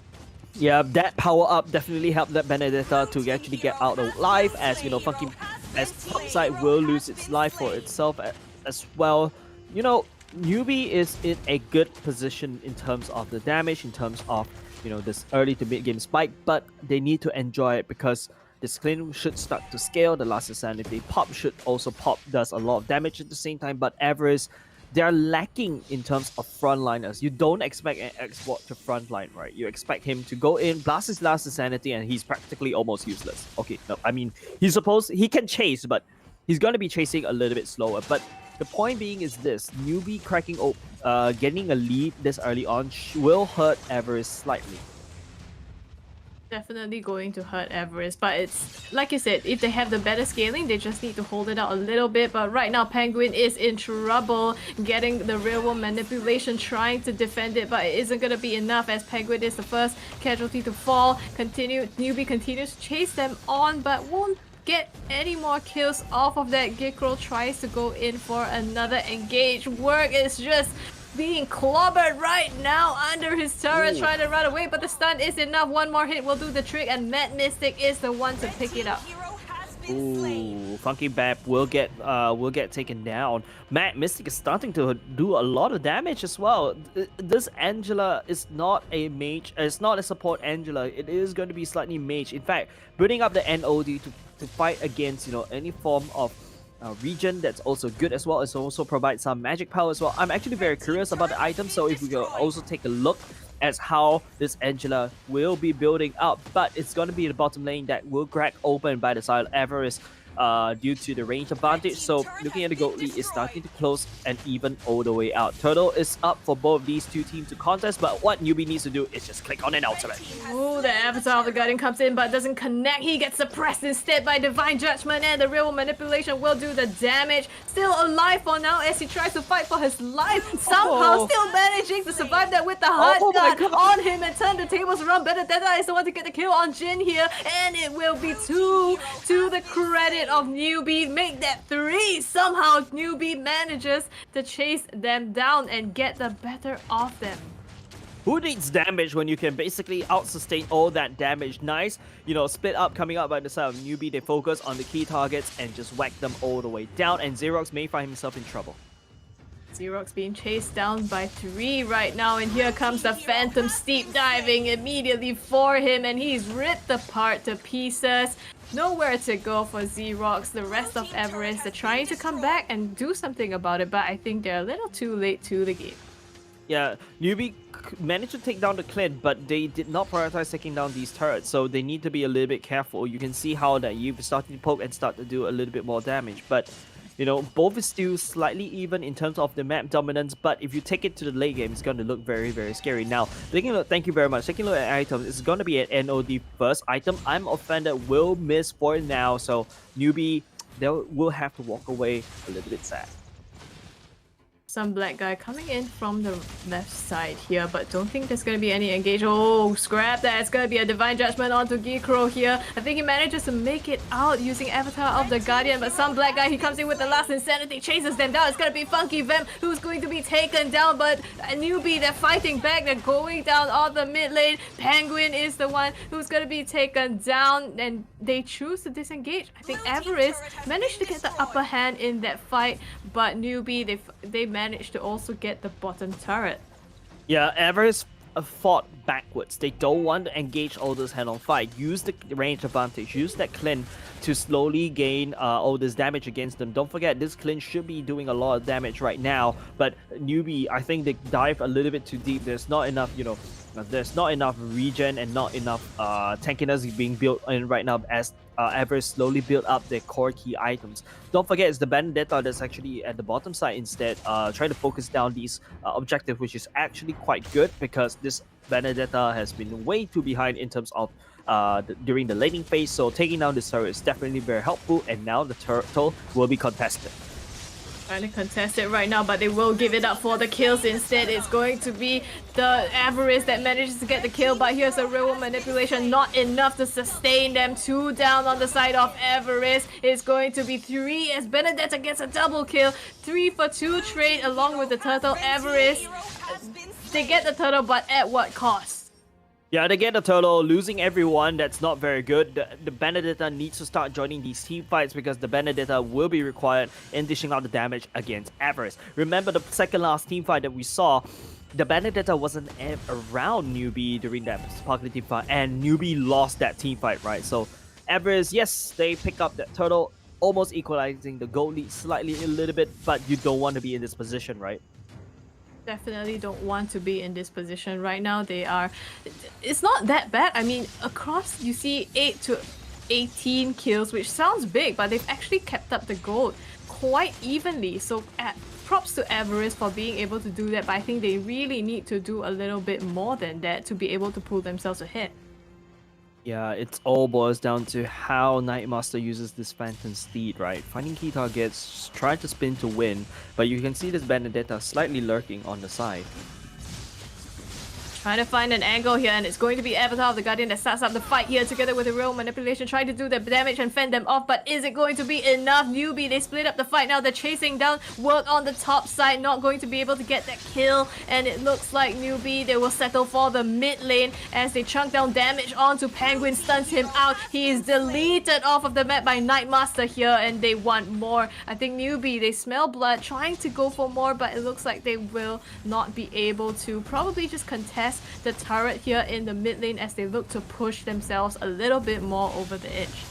Yeah, I think that's the problem about not having a marksman, but the fight's not over yet. It's Gato jumping all the way in, deletes off Avarice for the time being. They will be able to take down this mid lane turret as the Sunback guy spreading some flame and love all over to the side of Newbie's draft, but real world manipulation would not be successful in zoning the members of Avarice off. But in that particular team fight, right, I think what Avarice did really well all the time, they stun, they CC, they find key targets, they bust him all the way down. It has always been this kind of game. Avarice, they need to be successful in trying to kite members all the way back.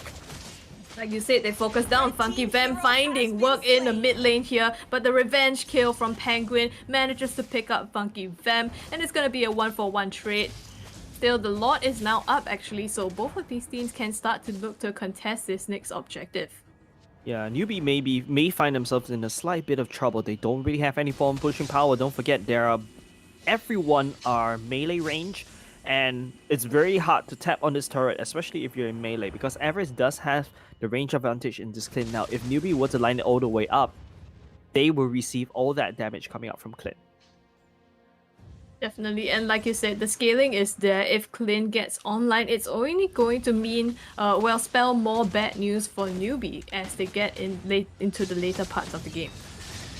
Okay, this could be it. Gato going in with the ultimate as well. Phantom Steed will be ready to look for more, but it's going to be Divine Judgment trying to drag this Benedetta all the way to hell, and they will be able to successfully do all the way that. And now the flames spreading all across the board by the side of Avarice will be able to finally put the nail in the coffin against Nightmaster, and this Angela will be nowhere to run. This Gato will fall next as well. Try to put out some outlast damage with last this effort, but it is going to be Avarice winning that team fight, and now they can take this Lord.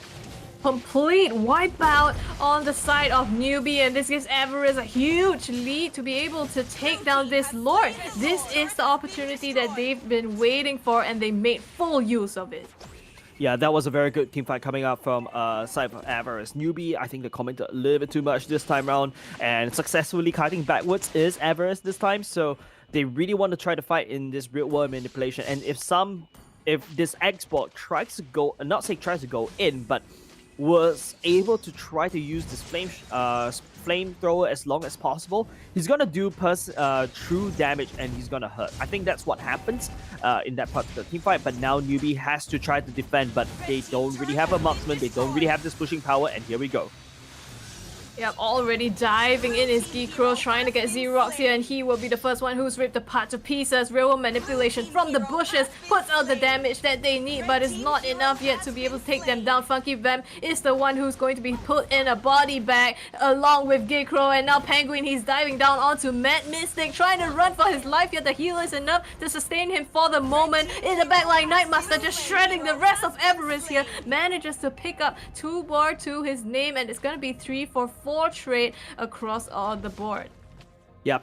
Newbies losing their mid-game power spike because the marksmen are here and they are doing a lot of damage already. Avarice looking to close this game out, but Newbie will hold for now. It's just one little Nightmaster against the whole world, but there's Yves landing down some damage, should be able to do so and probably take down this mid-lane turret without any problems at all. Now, Avarice is slowly hitting these key power spikes, and they're looking to walk over Newbie. Newbie, they need to try to really click on all these ultimates together on top of this Clint. This Clint will start to pose a lot of problems, but they also do have a Karina that could just dive and try to find Mad Mystic or even the Benedetta, assassinate him, and you remove the regen. You have tankiness, yes, but this Angela has been very crucial in keeping Newbie alive.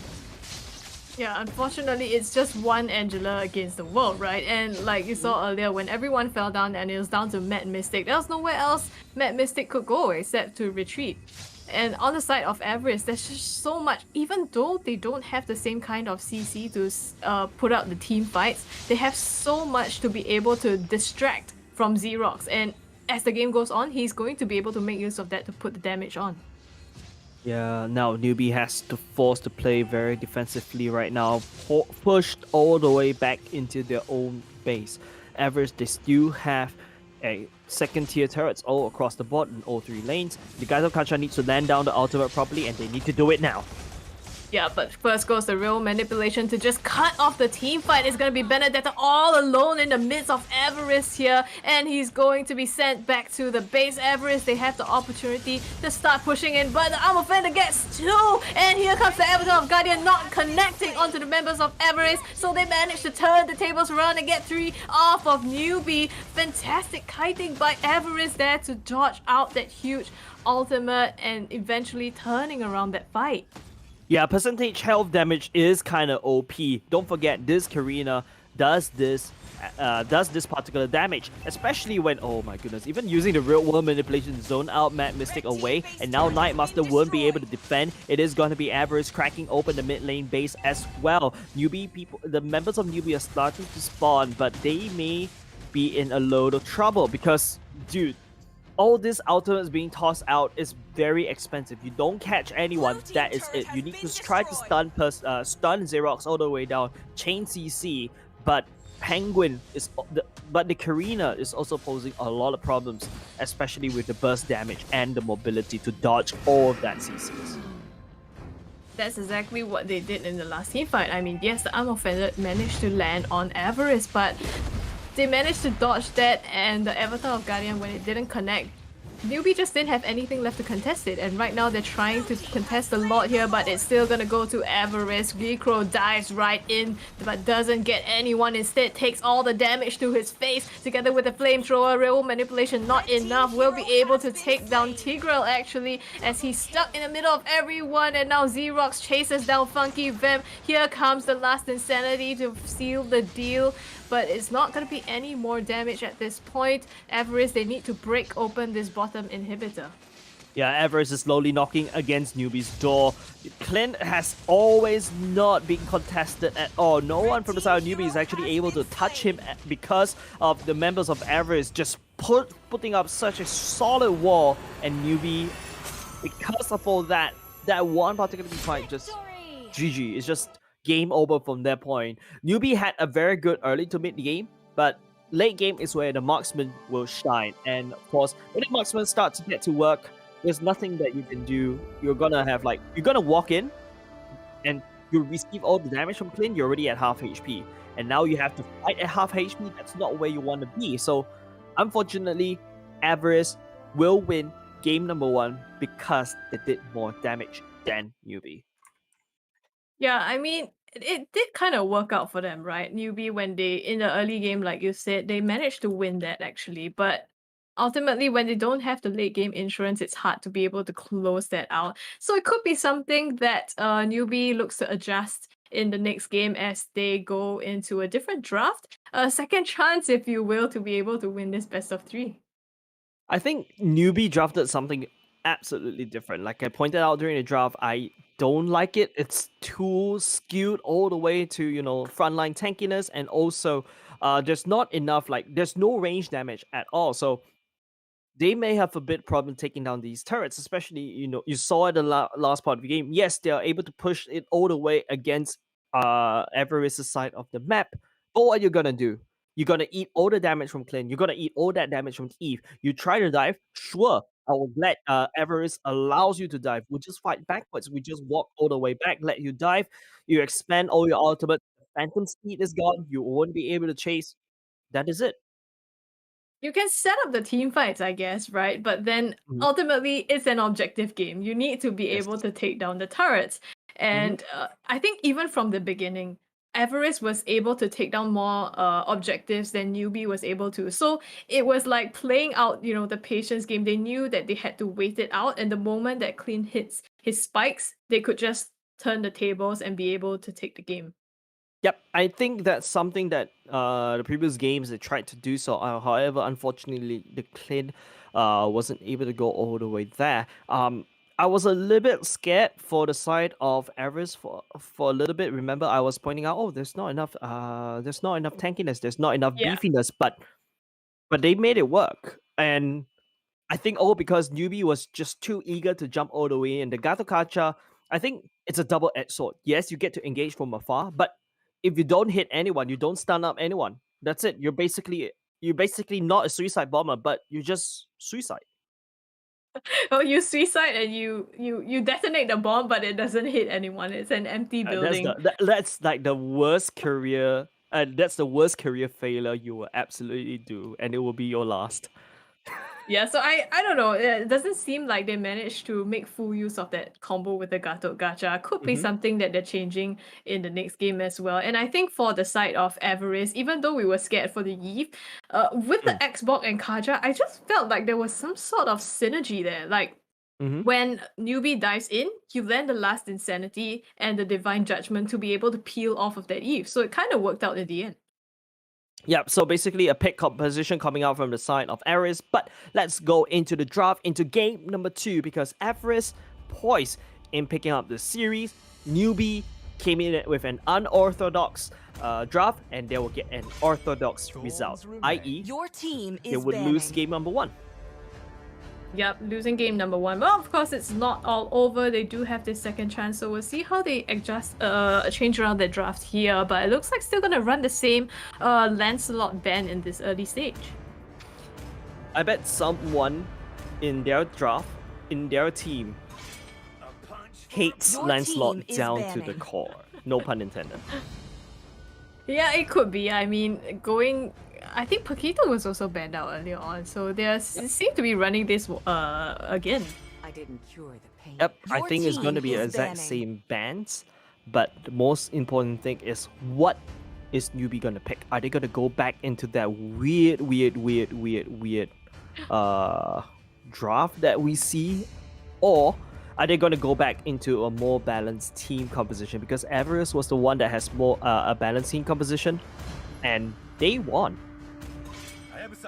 Sometimes the classics Your win, team right? is Like when you try to go too far in experimenting, yeah, it might work for the short term, but you need to balance it out in the end. And honestly, it did work for newbie. Like I have to admit, it did work in the early game, but Your I guess they team just is need some picking. sort of a late game and maybe a ranged hero, like you said, to be able to close out the objectives. Yeah, and I don't like this. You know, newbie picking up this Ruby as well, and now Everest. I think that Funky Bamb as the Ruby wasn't very impactful. There's no like very key I'm offended moments. It's mostly there, not offended at all with all this ultimate. But Everest will lock in Alice. What is this, season 1? Is picking. To be fair, well, you know, some pro players have used it to great effect, so you yeah. never know. Could be OHAM number 2. Or anti-mage, right? But the point is, not really seeing a lot of Alice recently because of other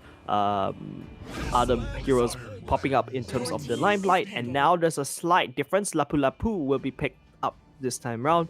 Gato Kacha will go in once again, looking at that mid-game level 4 or level 5 power spike. You want to bash them down in the mid-game, but it Your is going to team be, is once again, banning. the Karina pick coming out from Everest.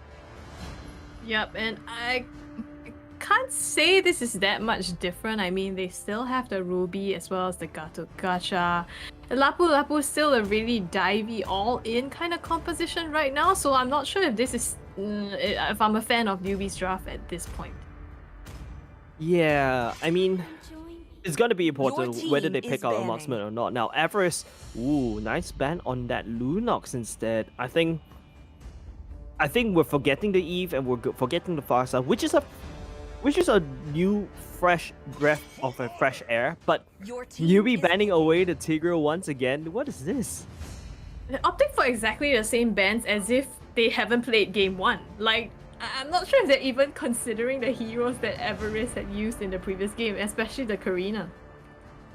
Yep, and now it is going to be up to the picks. The Eve could go back in once again. It was big, practically almost for free, or they could actually gonna go Your for the team Cyclops. is Okay. picking. Well, I guess Cyclops does have that burst potential, you know, to be able to pull out the damage, and it's a pretty easy comfort hero to play, so could be going that way. Yeah, and okay, at least I'm liking what newbie is picking up this time around. They're gonna be going straight in with a Veil as the mage, which is good. Lapu Lapu, and you get to see Your team much is more picking. of a balancing fight, but they're going to back into that grandeur. I feel like this is literally feels like Neurology is my MPL craft. SG Biology is my Season main. 1. But I mean, Everest picks up the Cyclops and now gonna follow up with this Diggy. I think this Diggy is gonna help in terms of, you know, countering this Gato Kacha, but I think Cyclops is a little bit wonky.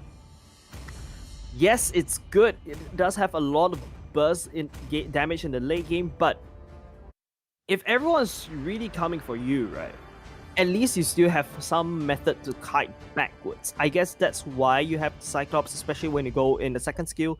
You does have a slight boost of movement speed, but most importantly is how are they going to execute it, because they did very well in game that one against newbie, right? But newbie this time around a little bit fresh in terms of the composition. We need to see how they execute this one.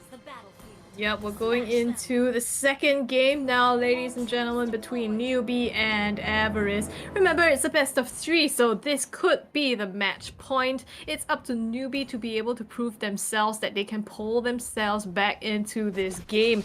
Slightly different draft this time, and I think Granger might give them that kind of keep up with the early game a little bit.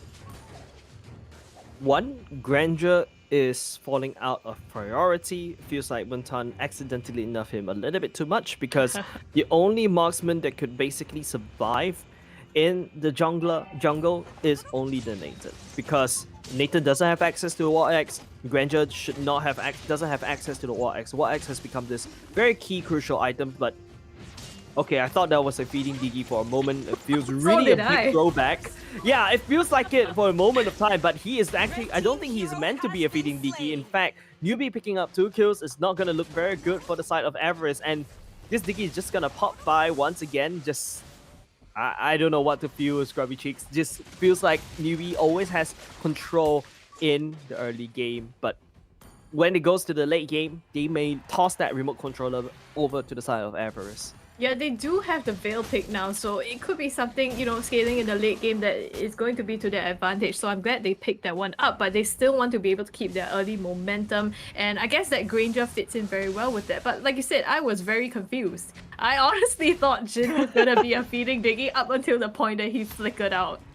No, I was pretty sure this is not a feeding Diggy drop, because it kind of fell in terms of popularity, but the way that he was playing, it almost feels like he's literally going to feed. Come kill me.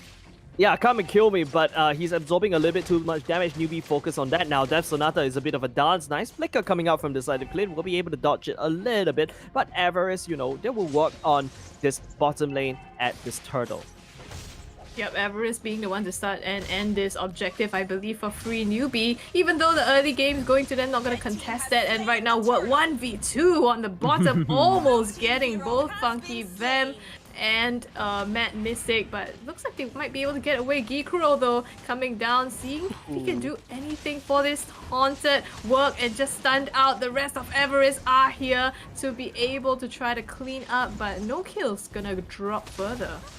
Wow, this Alice is proving a big problem over the side of Newbie. Yes, you can drag me with an I'm offended, but if you don't stun me quick enough, I'm just gonna go into my ultimate and probably Winter Trunkian as well. And basically, you're just gonna get killed by this Alice while he's just laughing at you and she's healing all across. So I think Newbie has to be careful how they drag this Alice all the way in. And even if they try to drag, they need to try to burst her down, try to focus her down. But at least they do have that Veil. Now, this Granger though, not very aggressive, especially in the early game this time around. Yes, you saw a gank on the top side, but it wasn't able to do anything much, wasn't able to accomplish anything. And they lost Turtle, and don't forget, your enemy is a Karina. The Karina eats marksmen for breakfast. Let's see if they manage to turn that around, but it looks like Newbie and Everest just fighting it off a little in the mid lane. Like you said, I thought I would have expected a little bit more from Nightmaster, given that he has the early game advantage. He might be able to try to pull one up top here onto Xerox Geekro, just charging that up, but not letting it loose at this point. Yeah, I think it's okay. All of a sudden, I was like, "Oh, is that going to be a War Axe Granger?" But no, he's going to go straight for the Hunter Strike first. A little bit struggling right there in terms of the gold department. Still, Karina is still the one leading. I don't like the fact that Nightmaster was spending a little bit too much time at the top side. You can see Xerox starting to burst down this Granger almost immediately right now as the fight ensues. It's going to be stunned out. Lapu Lapu stunned out in the bushes here as it's one down on the side of Newbie. Make that two as Geekro falls as well. They trade out with one kill against Penguin. Don't think that was quite worth it. 1 for 2 in favor of Everest. Turtle will definitely go in the favor of Newbie this time around because Everest was basically shoved out from that particular fight. But I mean, it's just typical. It's like, not say one of the symptoms, but one of the checklists as this is what you need to do as a Granger, and they did it. If they lost it, it would be so bad, but they made it. They made it out. Now, Everest though, they just need to wait until the late game, because late game is where Xerox will shine, and don't forget the Alice will shine as well, and Karina will be able to find, hopefully the Veil at the backline and just try to zone it down. Now, once again, Everest, they don't really like to draft very tanky heroes. Now, that could be very painful to them as they go into the late game, because Newbie does have a lot of frontline peel. As long as they can keep his Granger behind the solid wall of tank, which is the Gadokacha, that should work very well in the favor. And don't forget, this Lapu Lapu works as a pseudo frontline as well. And right now though, it's going to be Penguin in some trouble here. The damage is enough to take him out, and Dingy is going to be the next target. A double kill for the Lapu Lapu as Newbie gets an edge up. Finally, what they've been looking for, a lead over them. It's not enough for them as they try to go for Alice here, but they trade out between him and Mad Mystic, so it's going to be 1 for 1 across those 2 kills. And right now they're trying to siege the bottom. Geekro going deep onto some black guy here, immobilized, can't move but doesn't take enough damage. The burst barely and gets hit with the flame shot. That aim though, Jace. I mean, it's an aim if it's like really good aim. I think it's like right in the face if I'm not mistaken. But the point is this.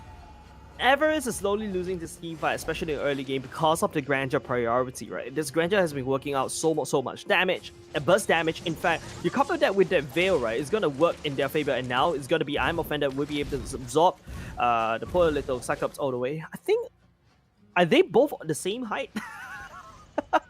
Sorry, I got distracted by that. I can't quite see. I mean, the dimensions here aren't exactly. It's like parallax error, you know. I don't know, but what parallax error is gonna be this positioning of this poor little Diggy will force to use that flicker as well. I think, yeah, you have I'm Offended, right? But if you cannot click the ultimate in the right time, that wouldn't be that would be a little bit sad. Turtle will be taken down once again. Poor little Cyclops right there. Poor little Cyclops. You've been saying poor little Cyclops and poor little Diggy. It feels like the heroes that they've chosen are tinier in size. Yeah, just look at the frame. But okay, I'm not gonna distract you. Yeah, as Funky Vam does go down a little too deep under the turret of Everest here. So 1 kill for nothing in favor of Everest. They're still hanging around. Looks like they're trying to set something up, and it's going to be work that goes in. But no follow up as they choose to just slowly push on to this mid lane. Yeah, I think Everest needs more time. Like right now, Newbie and Everest is dead even in gold, and usually that's that's a position that you don't want to be if you're a newbie, because they are supposed to win in this early game fights, right? Now, as Everest is starting to slowly scale out of control, and hopefully Xerox actually lands down all the shots that should be necessary, but the Veil lands down a zoning ultimate for a objective that is not actually there. So Everest could have made the rotation over to the mid lane. You can see the Alice actually just split pushing all the way up top, forcing Ruby out of position, and they may actually try to dive this turret.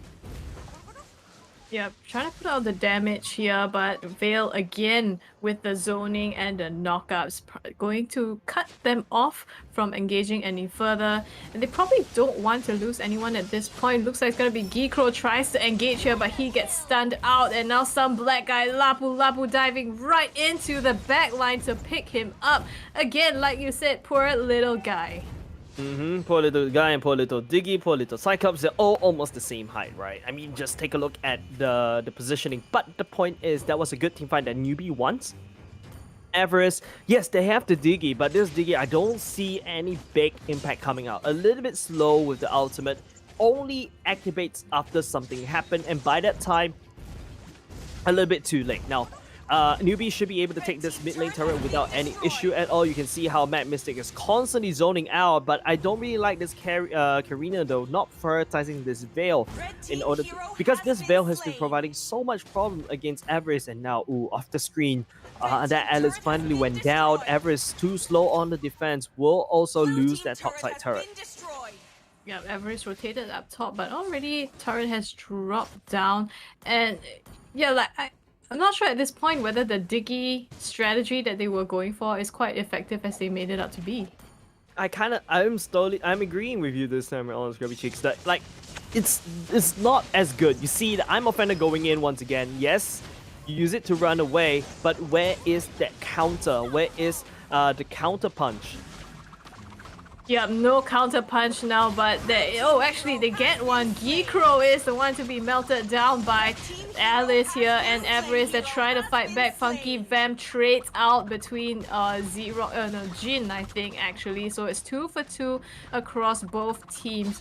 But like you said, it seems like Newbie, they're getting the better of Everest still at this point. Yeah, like, you don't really have a solid hard tank. Right now, Newbie can always hide behind the Lapu Lapu. Oh, nice outplay coming in though. Oh, Mystic, they finally managed to get him. He was too far out, and now Everest, they have the opportunity to push down. They managed to get 3. Xerox gets a double kill, and now Everest, they push down on the bottom lane. They are going to go for this inhibitor. Funky Vamp here, trying to use Offender to stop them and stop the siege, but is it going to be enough? They don't have the damage. Avatar of the Guardian popped right into some black guy, and Jin has to go away with sliver of health, manages to make it out alive. Geekro is actually the one to fall as casualty.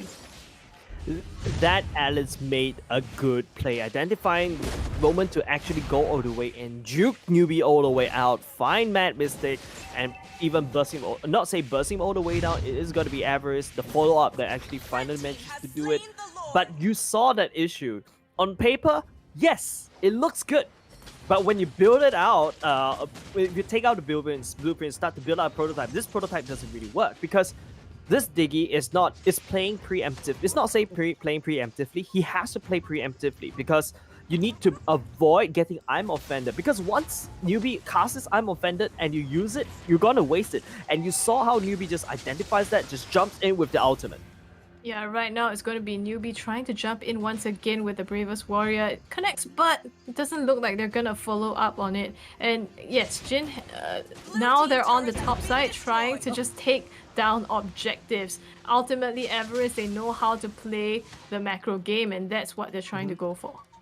Yeah, good macro plays coming up from Everest this time around. Just playing ring around roses around Newbie. You don't want them to become this massive death ball coming in, but you can see the damage that the Clint slowly is starting to output, which is a lot of damage. Now, Everest should be sending down a Lord, keeping Newbie busy all the way at the bottom side, but Newbie will lose this mid lane turret, and Everest, they need to be careful because they could be a flank.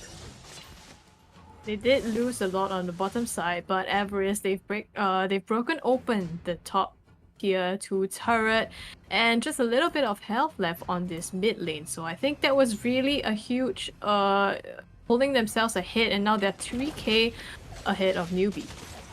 Yep, 3k ahead of Newbie, I would say that's not a lot. Everest, yes, they're slowly starting to become the mid lane priority because Alice does have priority. And speaking about Alice, oh, she goes right in with the Blood Oath and uses the Winter Truncheon for his teammates to follow up. Geekro going into Avatar's Guardian, but he's alone with Funky Vamp, and it's not going to be enough damage to follow up on that Alice with the damage. They managed to take out 4, and somehow Everest is just starting to dominate. They're making use of their late game composition exactly as they wanted to.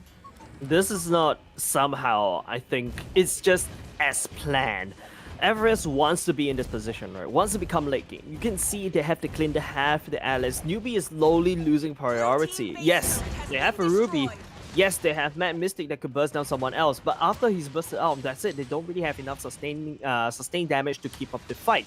Nightmaster, yes, he's gonna burst down one person from the side of Everest, but then there's no follow-up coming from them anymore. So Newbie is definitely going to be running out of steam in terms of these item spikes and hero spikes as well. Everest cracks open 2 lanes already from the side of Newbie, and well, if the Lord spawning in around 70 seconds, Everest could, like, try to go for this Lord and just slowly zone out Newbie. Even if Newbie were to continue farming, right, Everest will still lead, especially if they've got an Alice. Don't forget, this Karina has always been breathing down Nightmaster's neck.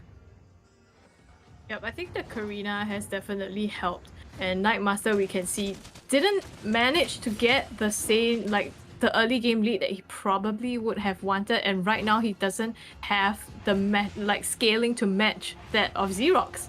And because of that, Everest, obviously, they have more damage to be able to start taking the fights that they want. And Newbie, I feel like it's almost like they're delaying the inevitable. Yeah, it's not that Nightmaster did not get this early lead. They did get this early lead. They did get this mid-game spike that pushed Everest all the way back to the side of the map. But you got an Alice in the mid lane. They just delayed way too long. Everest trying to find an opening here. They've got some super minions coming down the top, but it's not enough just yet. And I think they're just gonna turn around, strip some farm away, and start to take the Lord. This Lord is going to be their next huge push. Yes, Newbie, I think it's like what I mentioned. They delayed this game way too long. They should have ended the game 5 minutes ago, because if you don't end a game within like 10 minutes as a Granger, this will happen. And now it's going to be relying on a Lord Steal.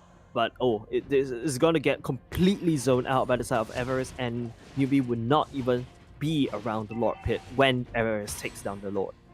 Yeah, I think just Angelica, the sheer presence of Alice there is so difficult to be able to break into the defenses of Everest. And if they can't steal the Lord right now, they need to put up one heck of a defense, but it's gonna be Mad Mystic chunked down to half HP just by Angelica 1v2. Now with the Lord, that's even more firepower coming from Everest.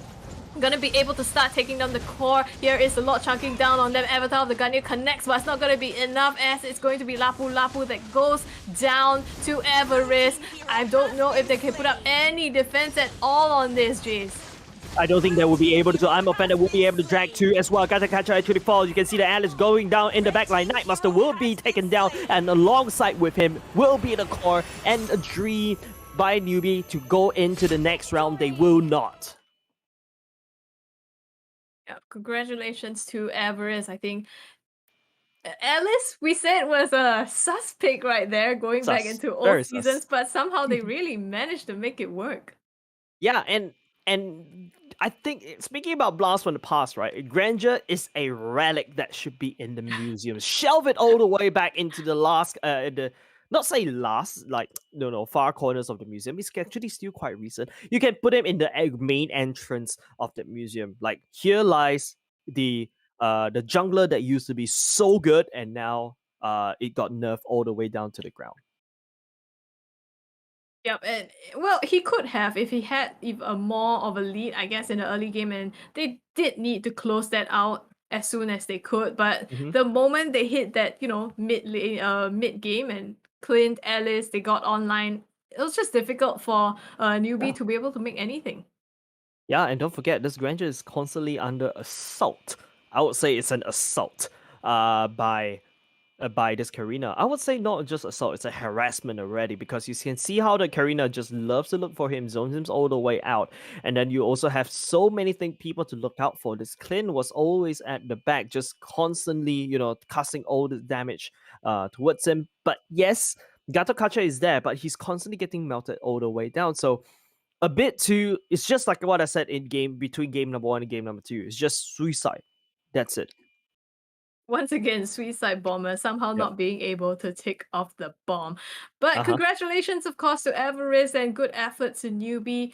Good fight that they put up. Right now, it's going to be Everest advancing to the next stages. But before we go into the next series, once again, let's go into another break, get some stretches, take a breather, and we'll be right back with you.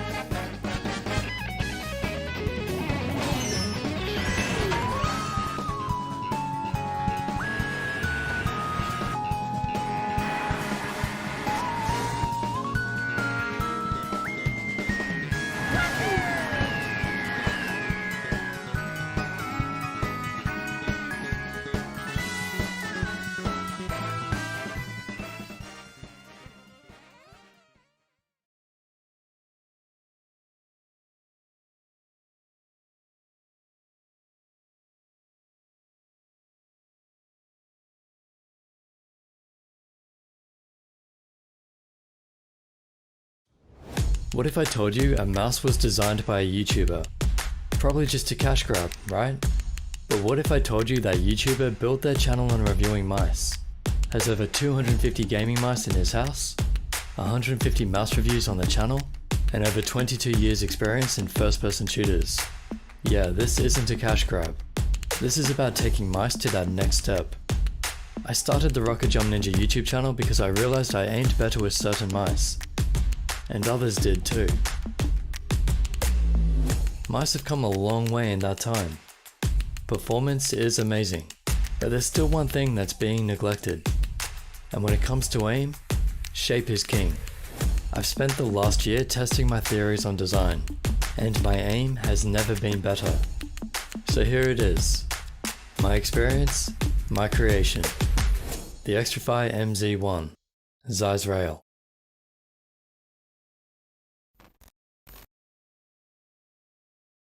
Stop wasting time on sharing reviews on social media without being recognized by the brand you support. You&Me mobile app is a social media e-commerce platform that values consumers' reviews and recommendations with loyalty rewards for products and services you care about. Our 8-app integrated news feed allows consumers to see recommendations based on their interests and be inspired by good buys shared by other users in the community. On the review page, consumers can explore and participate in campaigns by creating creative content reviews of their favorite brands, tag the products that they recommend, and enjoy the satisfaction that comes from becoming co-creators of brand values. We value each reviews and recommendations with loyalty points that can be applied towards their next purchase or be converted into cash rewards. Consumers, you hold the key to a brand's growth and reputation. Your trust, enthusiasm, and patronage should be appreciated and rewarded. Be part of You&Me's word-of-mouth movement now. Share the good, good to share.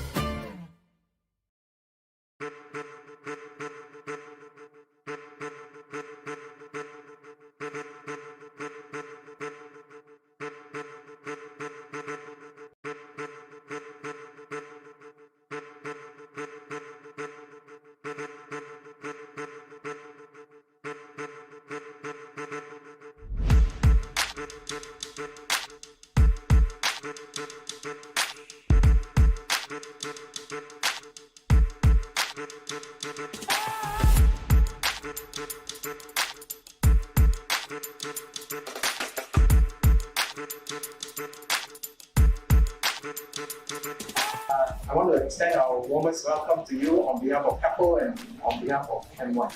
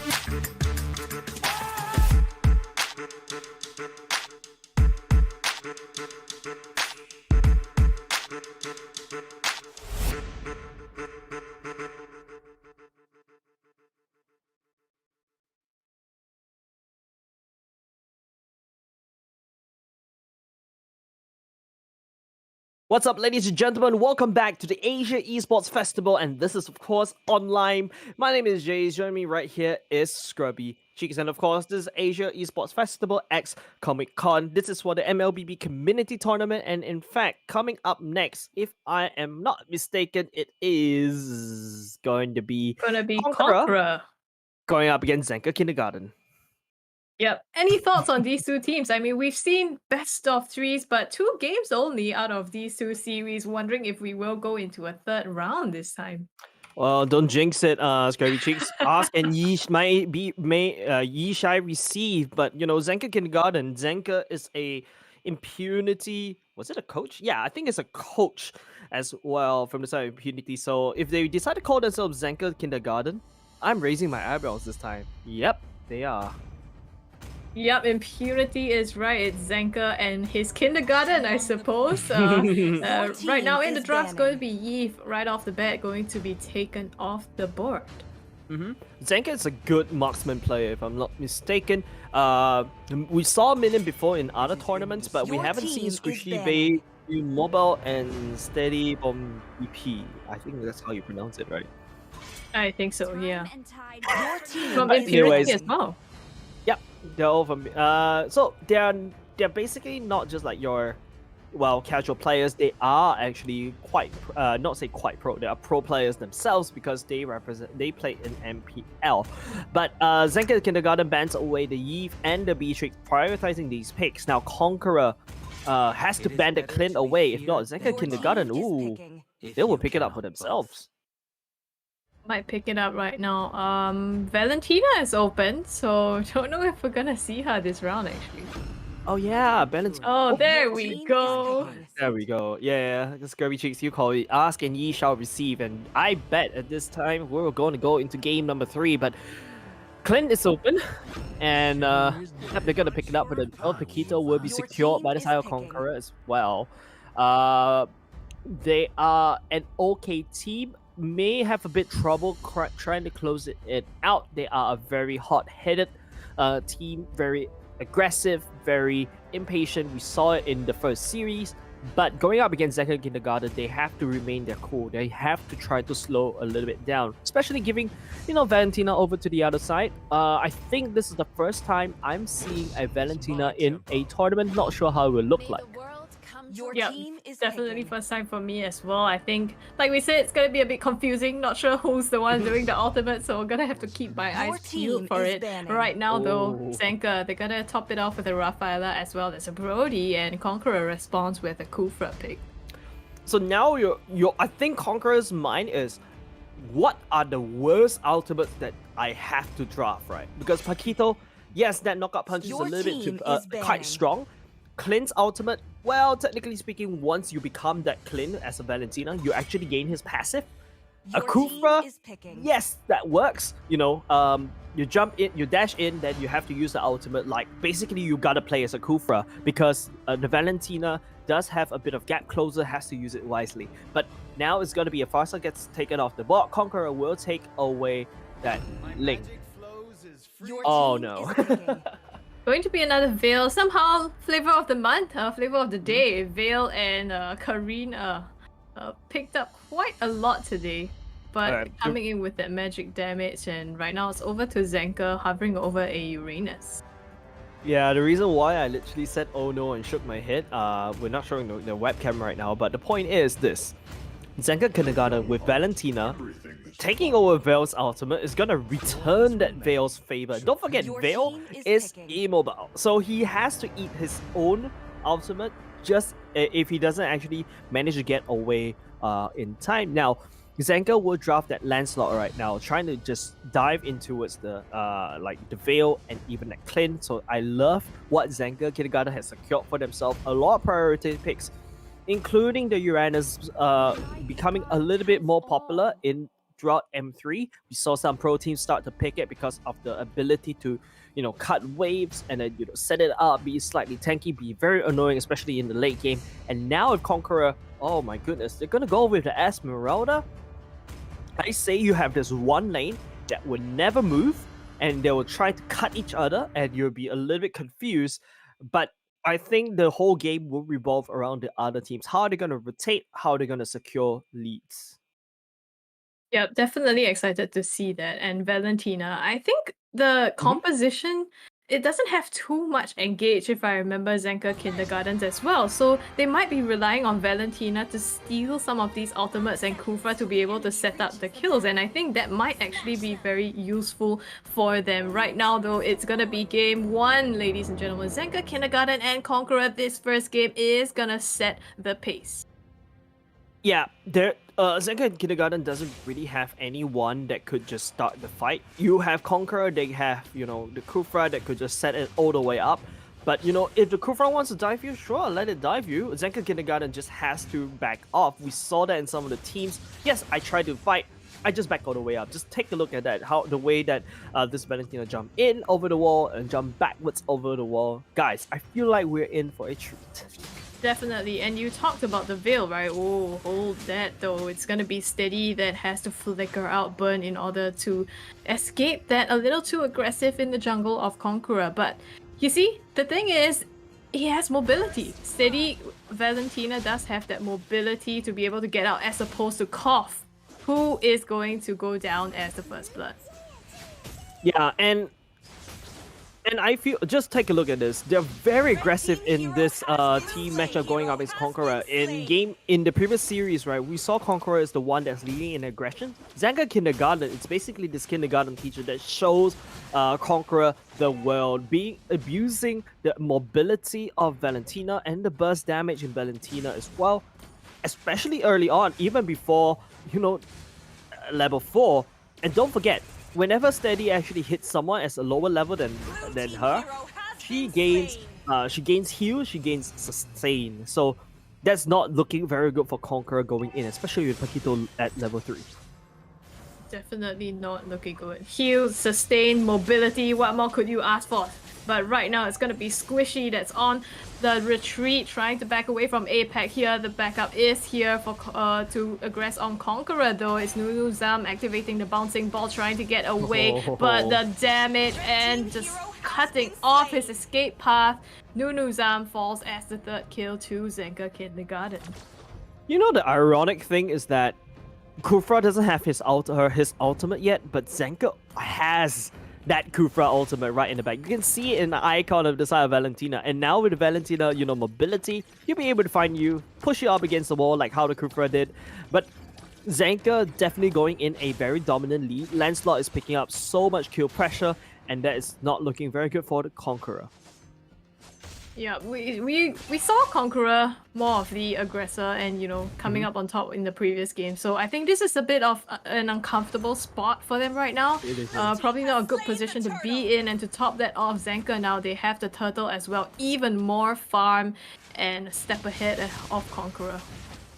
Okay, a bit of a nice aggression coming out from Conqueror this time around. We'll be able to trap Zenka Kindergarten all the way in, but just take a look at the mobility of Valentina, but he is not long for the world as Bell will be able to explode him all the way down. Squishy will follow next. Ladies and gentlemen, Zenka's Kindergarten finally met its teacher? Wow, I guess you could say that metaphor right there works. A great setup by Conqueror, and I think just a little too aggressive on the side of Steady, which is why he got caught out on the top side of that the pathing that he took. But right now it's gonna be Milim in some trouble. Tonopart memory already used, but he gets the kill onto Lightning here before he's taken out by Nunu Zam. But Zenker, they want more, they stun him out and they go in for the revenge. It's going to be Bay Chill who picks up that kill. Yeah, Conqueror needs to try to trade this for at least an objective right now. It is going to be, Kov looking a little bit low. Phantom Execution will be used, and Steady will pick it up without any problems at all. Now, Zenka Kindergarten can just take down the bottom side turret, make sure that Clint doesn't really have that safety net to be able to farm under, and Zenka, look at that Uranus just healing out of control. He's just running into the jungle of Conqueror as if it's his own. Just absolutely no, free reign roaming around their farm. But right now, Steady in some trouble using the Tyrant's Rage though. Manages to get both of them and instead turns the tables onto Apex. Yep, you have the ultimate? No, I have your ultimate this time around. That's what Steady did. And you mentioned about the Uranus, right? Basically no respect to other people's privacy in terms of their space.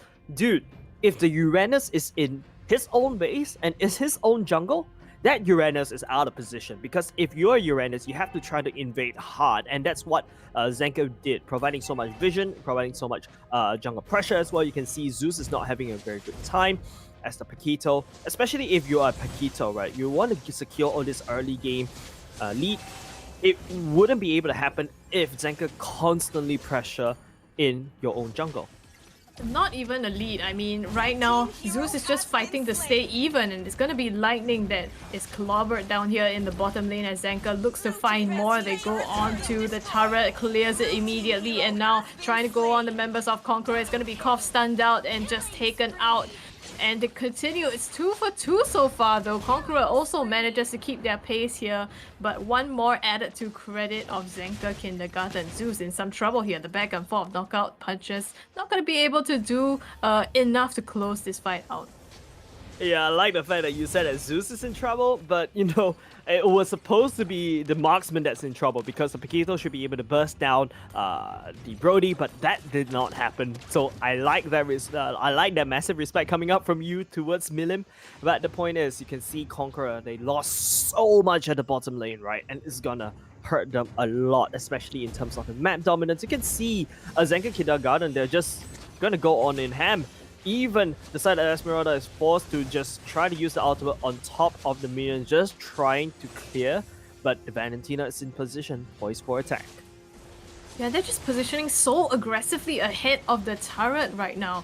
Just trying to go onto Nunuzam now. Uranus leading the charge. Zenker in the middle of two turrets and they're still fighting somehow. Backing into Apex, having to use the flicker to get out. Looks like he will be able to. And the Tyrant's Rage gets 3 as Conqueror. They manage to turn this around. They get 2 kills. But Zenker, they have the damage and they get 2 of their own as well to rack it up an even score against both. Actually now Lightning making the better of that to make it 3 for 2.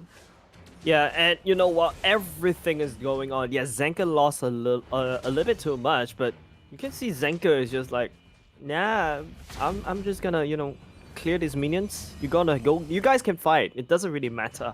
I'll just cut the waves as hard as possible, and I just try to be annoying. Try to play the macro game, but you saw a little bit of confusion right there, right? Scruffy Cheeks like, who's pushing who now? Especially with Valentina picking up the Kufra ultimate. Yeah, exactly. I'm not sure which hero it was coming from really when you look at it, and the animations are just so blown up that you can barely see the characters. Yeah, they're exactly the same, and now Milam will land on some hurt from a far torn apart memory. Will be able to secure Zeus at the same time. You know, it's a panic at the enemy side of the Conqueror, right? Just, you know, just one shot and 2 shots, and that's all the way it. Zenka Kindergarten secured so much lead as the land slot to the point that Conqueror finds it very hard to come back. Apex late to the party, gets horrified, and it's gonna be Milim that picks up the last hit on him.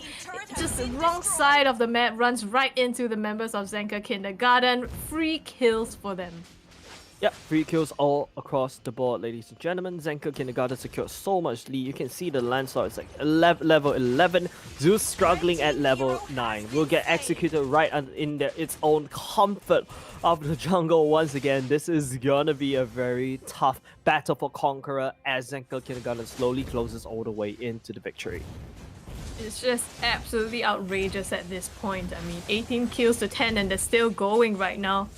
Zenka leading the charge, but looks like they have to back away a little too much aggression coupled with the tower now, but here comes Steady. They're just hovering over the edge of it and pressuring, threatening, and here comes the Tyrant's Rage, steals the Kufra ultimate and starts the engage, and they're trying to put the pain on Conqueror now. Is it gonna be enough? They managed to take Apex out. Zenka in some trouble here, and the turret gets the last hit on him. 1-for-1 trade across the 2 teams. Curry Cheeks, you mentioned when the start of the drop, yeah, Conqueror, they do have engage, yes, but Zenka Kindergarten is like, I have no engage, sure thing, I'll just take one from Conqueror. Literally, you saw how beautiful that ultimate coming out from Steady, right? Just flicker ultimate all the way in as a Kufra traps 4 members of Conqueror right underneath the turret. Yes, Zenka Kindergarten lost that team fight, but I think that is entertainment. Entertainment. I think the draft of Zenka is just outright disrespectful. Like, I don't need any engage because I'm gonna steal all of yours. So Yes. I'm just gonna choose something else and still be able to beat you at your game. Yes, taking your ultimate and beating you down with your very own medicine, right? Once again, it is going to be another team fight. Yeah, knocked up already. Squishy though. This time it's Zenka on the back foot, and they're trying to fight it back with Nunuzam going down, and now Apex chasing out Milim, but he is stunned out, and Steady turns the tables around, manages to pick him off and put him in a body bag. Zeus is the next one to go along with him. Once again, Zenka Kindergarten coming on top of that, and now they have the objective that's up. The Lord is up. They can choose to take this if they want to go for it. Zenka is just practically this time around tossing crayons at Conqueror. Conqueror has nothing left in terms of the map dominance, in terms of that gold lead as well, and now Zenka adding more insult to injury, picking up this Lord for themselves. Zenka has taken way too much from Conqueror, including their own ultimates as well. You can see Zenka, right? Literally himself. Just zoning out the members of Conqueror. It's gonna be very hard for Conqueror, I swear. I think this is Conqueror getting schooled, if I will use the same analogy. And really, this is what happens when you don't ban out the Valentina as a new hero. Just has so much power in him, and I think that even the name of the ultimate is a bit rude, if you will. You know, it's basically saying I am you, and it's like I'm gonna beat you at your own game. I mean, yeah, speaking about show of confidence, you can see Squishy in his habitat just Oh. practicing the recalls. Phobia's ultimate. I call it practicing the Phobia's ultimate because that's what I do when I activate the Phobia's ultimate. But speaking about ultimates though, Yep, they're gonna be knocked up on the side of Conqueror. Once again, Zenka initiating the fight, and the Tyrant's Rage once again getting 2 members and just deleted off the map. The Hurricane though manages to get Squishy in the back line. It's a 3-for-2 trade so far. Zenka, they're actually losing members that they probably didn't anticipate, but still, they used a lot to be able to push into the base of Conqueror. And right now, they're still going. They're actually trying to go for the core. It's shrunk down to half HP now together with the Lord, but Apex, he takes too much damage. He needs to back off a little bit, along with Steady and Milim. They're hanging around, trying to get more damage off of them, but I don't think they will be able to close this one out. Probably should back away. dude, I think Zenka lost a little bit too much in that previous team fight. Had they did not lose anyone there, they could have actually picked up this core already. You can see Milim has this one-track mind, right? 3-member and just like zoning, not say zoning, but he's just trying to pick up the cores. But again, Zenka, numbers disadvantage, and yet they're trying to pick a fight. And Squishy standing in the back line with the, what do you call that? Phobia's practice ultimates. yeah, like, oh my goodness. Like, Conqueror, they are starting to pick up these, this clan starting to come online already. You can see in his score as well. So it all boils down to whether Conqueror can pick up this good engage. And don't forget, Conqueror does have this mega big burst and the pick potential at the same time, but there you have it. Once again, the engage on Steady, but this time he gets melted down by the rest. It's up to the rest of Zenka Kindergarten to be able to do this. So Zenka, he's too deep in, and the rest of his members can't do anything at all, and they get taken off of the map. Conqueror, they have the chance to advance further, but Noom, he takes too much damage. He gets taken off by Milim, and now Conqueror once again, they have lost this match. Lightning trying to escape, but nowhere for him to go, and easily Zenka Kindergarten closes out this match. A victory to them in game number 1. They could have ended that game earlier just now because giving up Valentina for absolutely free is a little bit awkward right there. I think it's like what I said, Squishy just spamming the recall button. But he does have 21 assists, and you saw that Holy Baptism that literally almost, not say literally almost, but literally won the game. Conqueror just walked right on into that Holy Baptism, stunning everyone up, and after that, the rest is history. Right? Zenka Kindergarten, that Lancelot has secured so much lead, and no one dares to touch Milim for some weird reason. You Scrappy Chicks, you saw that, right? There's 3 men versus 1. Milim just stared them down like this cowboy against US Marines equipped with like what, M14s. Well, it probably did have the equivalent of an M14, to be fair. He's 11-3, MVP, has enough damage, and even if he doesn't, he has Uranus to peel as well as Rafaela to heal him up. So what does he have to be afraid of, really?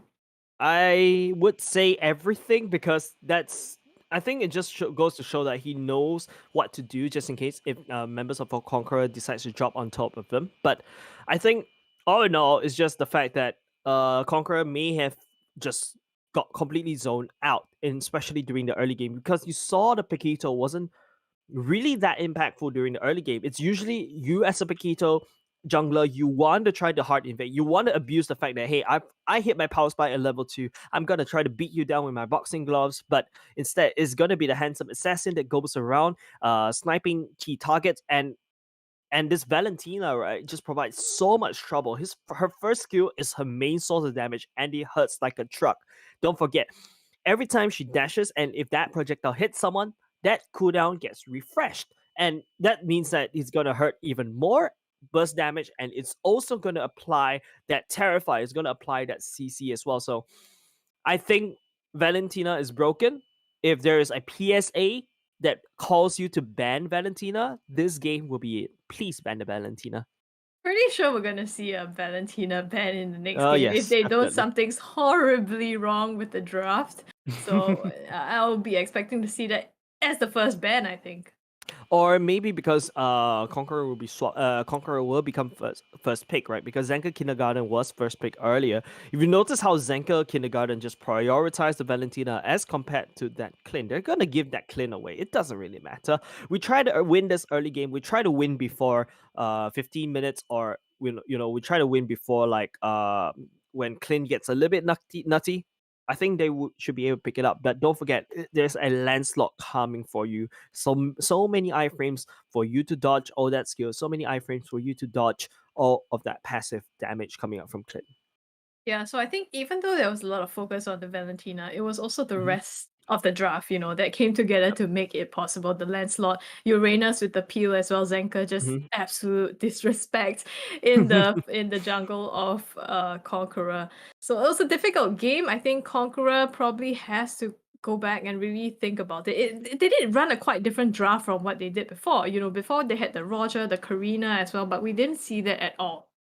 Yep, and we are ready for game number 2. So, ladies and gentlemen, on to the draft we go. And I feel like it's not about the draft. It's also about trying to protect this Paquito, trying to protect the jungler from being hard invaded so early on. Conqueror needs to conquer their own jungle first before they can actually start taking games, because Zenka's Kindergarten, they're not letting up with their Krails, they're not letting up with their chops. They will come at you Your with team full is force. banning.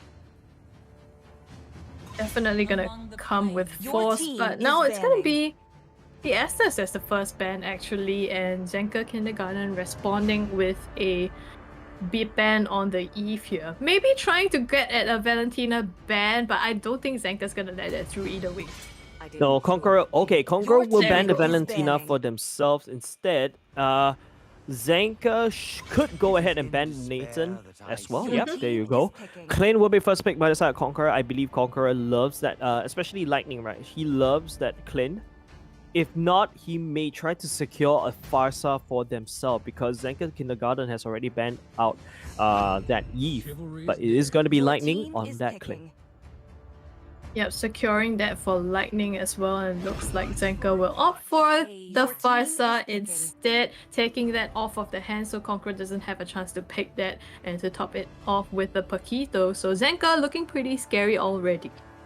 Yep, I think this Paquito, it's an okay pick right now.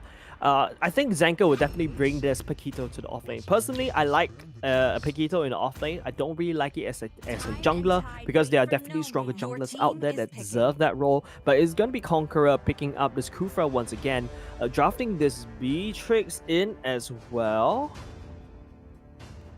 Double marks, man. Well, Your go team in is the banning. mid lane, and we've Yeah. seen, Beatrix mid clear really fast, so could still be advantages for Conqueror in that sense.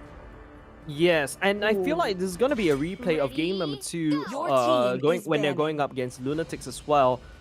Picking up that Beatrix to wave clear faster than the Farsa, so that the Farsa is forced to defend. Hopefully that's what Conqueror wishes to do. But Your team Zenka is Kindergarten, oh my goodness, they're banning away the Layla. Uh, Are they scared of a Layla tank? I don't think so. They're probably just giving away that ban to Conqueror, and I think this Lolita pick and reinforces their draft even more. Picking up the Clint and picking up the Beatrix, and now they're responding with a Lolita to say, okay, we're just gonna block out all your shots. Yep, Milim going back into that Brody as well. This Lolita is like hard counter Your against team Beatrix is and picking. Clint. And even more coming up, because Conqueror, I feel they could go for a Bane. I think they could go for a Bane jungler this time round. Now, Conqueror, I feel like they could also go. No, they shouldn't go for a mage. They need at least a Lapu Lapu or Yuzhong, or someone strong and hard, tanky enough in the side lanes. I like this Alice Hover. I think this should be it. Let's settle things down. Alice and Your Karina, we've team seen is Zeus in picking. the first game, I think, that they played and was really strong on it. So if this is a comfort pick, I think it might work in to Conqueror's advantage. Yeah, I think this could be it. I think this draft is not too bad. They've got late game, they've got slightly mid game power spikes, but Zenka Kindergarten, they're going to go back with this Lancelot, even though there's a Kufra on the enemy team, but they do have good counters, right? They've got the Lolita and Milim going back into the comfort picks. I'm not too terrified. I'm not too scared about Zenka Kindergarten. More concerned about Conqueror and how they're going to play this out, because Zenka Kindergarten is going to hit harder in terms of the early game as compared to the enemy team.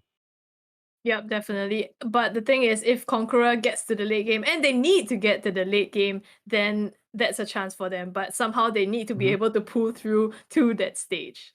Yep. So it's all going to be about not say cutting your losses, but more like I try not to leak out as many lead over to the side of Zenka Kindergarten. If not, it will fall apart. So ladies and gentlemen, on to game number 2. We go spawning in the red. It's Zenka Kindergarten, and in the blue, Conqueror. Conqueror losing one game already, a little bit behind. Zenka Kindergarten shows who's the big boss in the sandpit. Conqueror needs to try to protect Zeus from being counter jungled again. See if they manage to do that. I mean, right now the drafts, they're both pretty okay, but I think it comes down to the execution here, and we know Zenka Kindergarten, they're very capable of that, so it's all on Conqueror to prove themselves. Squishy going quite deep in the jungle here, taking some damage, managing to back away. Lightning almost taken down by the flame shot, but is still going to be alive for now. Yeah, and this is a different thing that we saw as compared to, you know, Conqueror going up against Lunatic. It is going to be a Beatrix standing in the mid lane, and you can see Steady using the wings by wings just to rotate all the way down. Yes, he's gonna leave out some of that minions. You can see there's a bit of damage in terms of that shields, but he's making something else happen at the other side of the map, thus impacting the flow a little bit as compared to Lunatic. Yeah, and they need to be able to make something happen, right? Because you lose out on the farm in the mid lane, it's an opportunity cost. But right now, Squishy knocked up, and the bottom side is going to be first blood, landing onto Nunu. Zam picks up the credit for it. Milim in some trouble, but here comes Steady for the backup. Yeah, Steady looking at no mana as well. You can see the Karina charging all the way in, right in the back line, looking a little bit low. It is from the side of Zenka Department. Will be unfortunately unable to finish the job. Karina will walk away, slightly little bit sad, but the point is still going back into what is the game plan going in for Conqueror, right? Delay the game as long as possible, but Zenka Kindergarten will hit harder in terms of all this power spike, and they do have all of this, you know, pseudo counters against your team. So this Lancelot probably already hit level 4 by this time round. Yes, he is. He does have the Frantic Execution. He should look out for targets to kill, such as the Clint and such as that Beatrix. Yeah, so they really have to be careful about their positioning here, Conqueror. I mean, if they start losing to Lancelot, that's not going to spell good news. Right now, though, the two teams are hovering over on the top side here, trying to contest for the turtle, but it looks like Conqueror's going to be the one to start it up. Yep, Conqueror has the priority on the turtle pit right now. Squishy doesn't really have the ultimate, so has to hold on just a little bit longer. We can see the Kufra jumping on top of Steady. It is going to be the turtle looking a little bit low as well. Blood O activated as well. Yeah, the knockout strike will be able to get Nunu, and the feathered airstrike is the one to close it out. APAC backing off too low on HP. Zenka taking a lot of damage as well, but Steady gets another kill. 2 kills off of that fight. Conqueror, I think, got the turtle, but they sacrificed so much, and right now Zeus so low on HP. Thorn Rose just misses the mark, and Beichu decides to give up that one. Yeah, Zenka set it up so well, right? Knockout punch securing knocking up at least 2 members. Zenka, ooh, is that? Yeah, a bit overkill right there. Whoa. Strike over the edge of the jungle, manages to get Zeus. That was insane.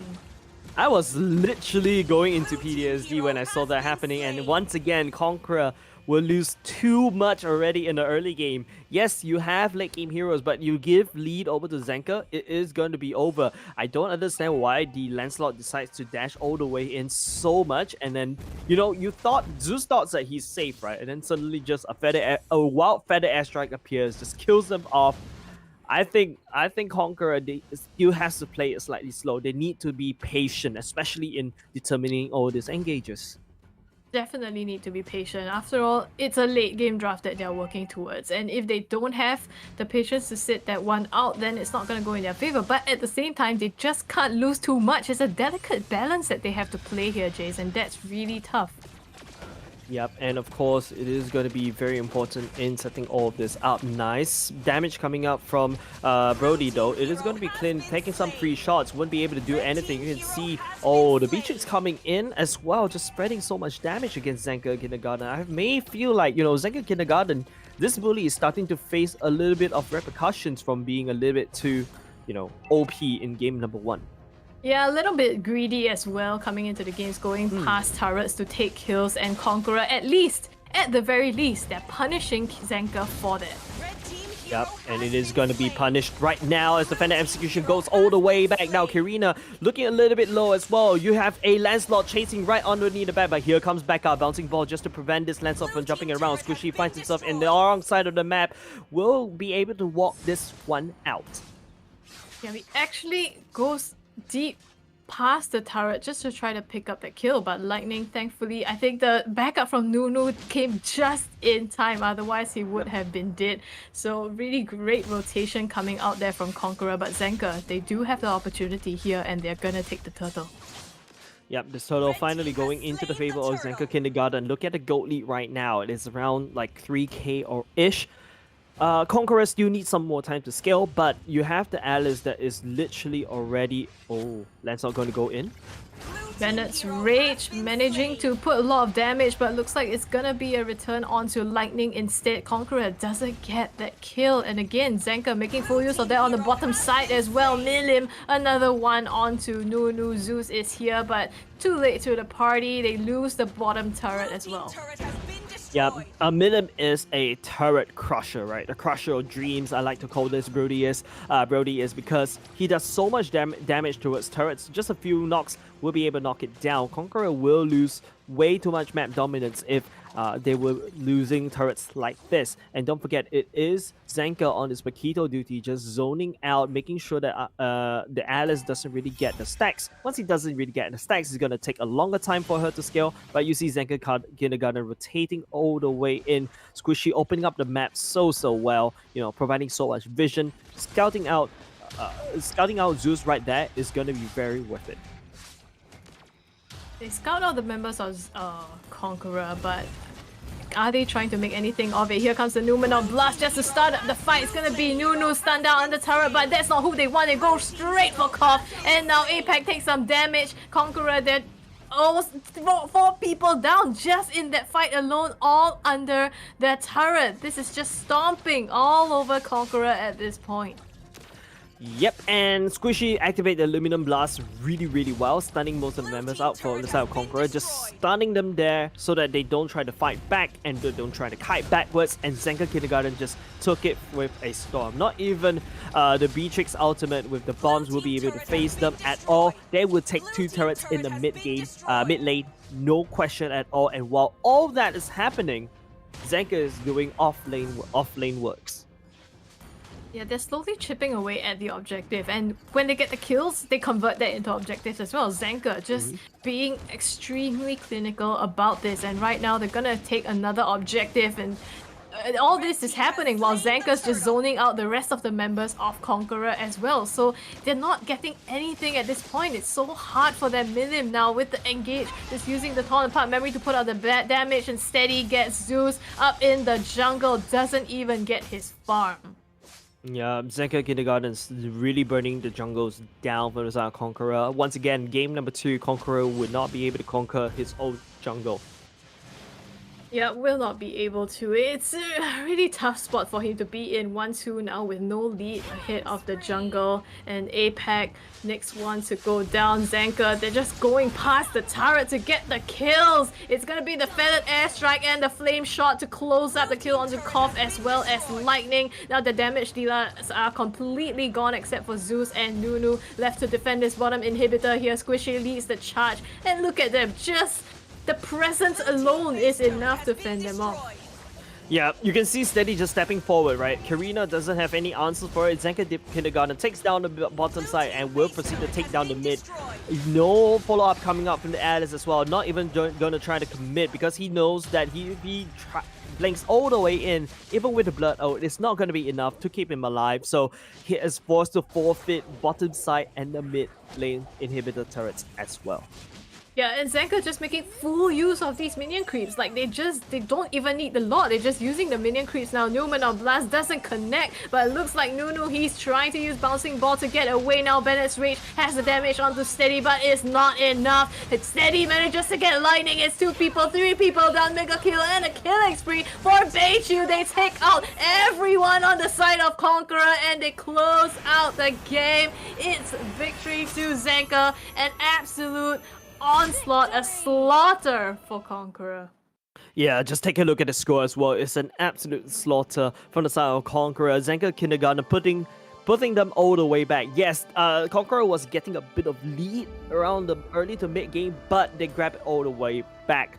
Milliam starting to pop off. You also got the Farsa Feather Airstrike that's hurt, landing down a lot of hurt. Not even this Beatrix. I don't really like this Beatrix in the game. Yes, they did it to great success against Lunatics, but I think Steady knows how to play around this. He's not gonna try to farm. He's not gonna try to defend the minions that's marching all the way to the turret. He's gonna create so much position and so much pressure on the other side of the map. I scale Milliam, and Milliam will trust Milliam to push down turrets. Yeah, I guess the Beatrix helps in the sense that, you get the wave clear, you can push out your lanes faster, but it's just Steady. He doesn't even need that. He doesn't need to fight you on the wave clear, and that's just how do you deal with that? It's just tough. Yeah, I think it's the fact that I think it's more like Lunatics actually made a mistake trying to defend these minions because you need the minions to get the experience. You need the minions to get gold. Now, if Lunatics were to do something like this, they need to convert that. They need this Farsa to at least pick up a kill if this Farsa were to go all the way down the bottom side. If you go down there, you don't do anything. You basically go there and I don't know, have around. a vacation. Yeah. Have a picnic, just stay around for a bit. And you're basically not going to be able to do anything. But the different thing that Zenka Kindergarten did is I go down, I rotate all the way, I help Million pick up the kill, and then I rotate all the way back. Yes, I lose a few minions. I don't get a few minions. I don't get the minions will be bashing on my turret. At least I still have the energy, but I let Million scale. The whole game has been letting Million scale. Once Million scales, he will trust him to push down turrets as quickly as hot knife through butter. Yeah, so congratulations to Conqueror. Zenka's Kindergarten. Zenka Kindergarten. Yes, Zenka Kindergarten, but good effort, of course, to Conqueror. They did put up as big a fight as they could, but it will be Zenka Kindergarten that advances into the next round. Yeah, and of course, this is just day number 1. Day number 2, more we promise you with more nutty matches just like this one, because I believe I think it's the last series that we have for you today in the Asia Esports Festival X Comic Con for the MLBB Community Tournament. Yeah, it's been a blast, watching all these games with you guys, so I hope you guys enjoy. And of course, this is Jace, and beside me here is Scrubby Cheeks, and of course, don't forget to thank our sponsors, and they are Bell's Academy Group, Build Tech, Excel Games, M1, Monster Cat, Mountain Dew, OSIM, Safra, Scorpio Electric, Shure, Yumi Sushi, and You and Me. Thank you so much to our organizers, partners, and sponsors for making today happen. And of course, the viewers out there who catch these streams and make these competitions, these community tournaments as fun as they can be. So it's been a pleasure casting for you guys. We'll see you again tomorrow. Signing off, this is Jace and Scrubby Cheeks. See you then.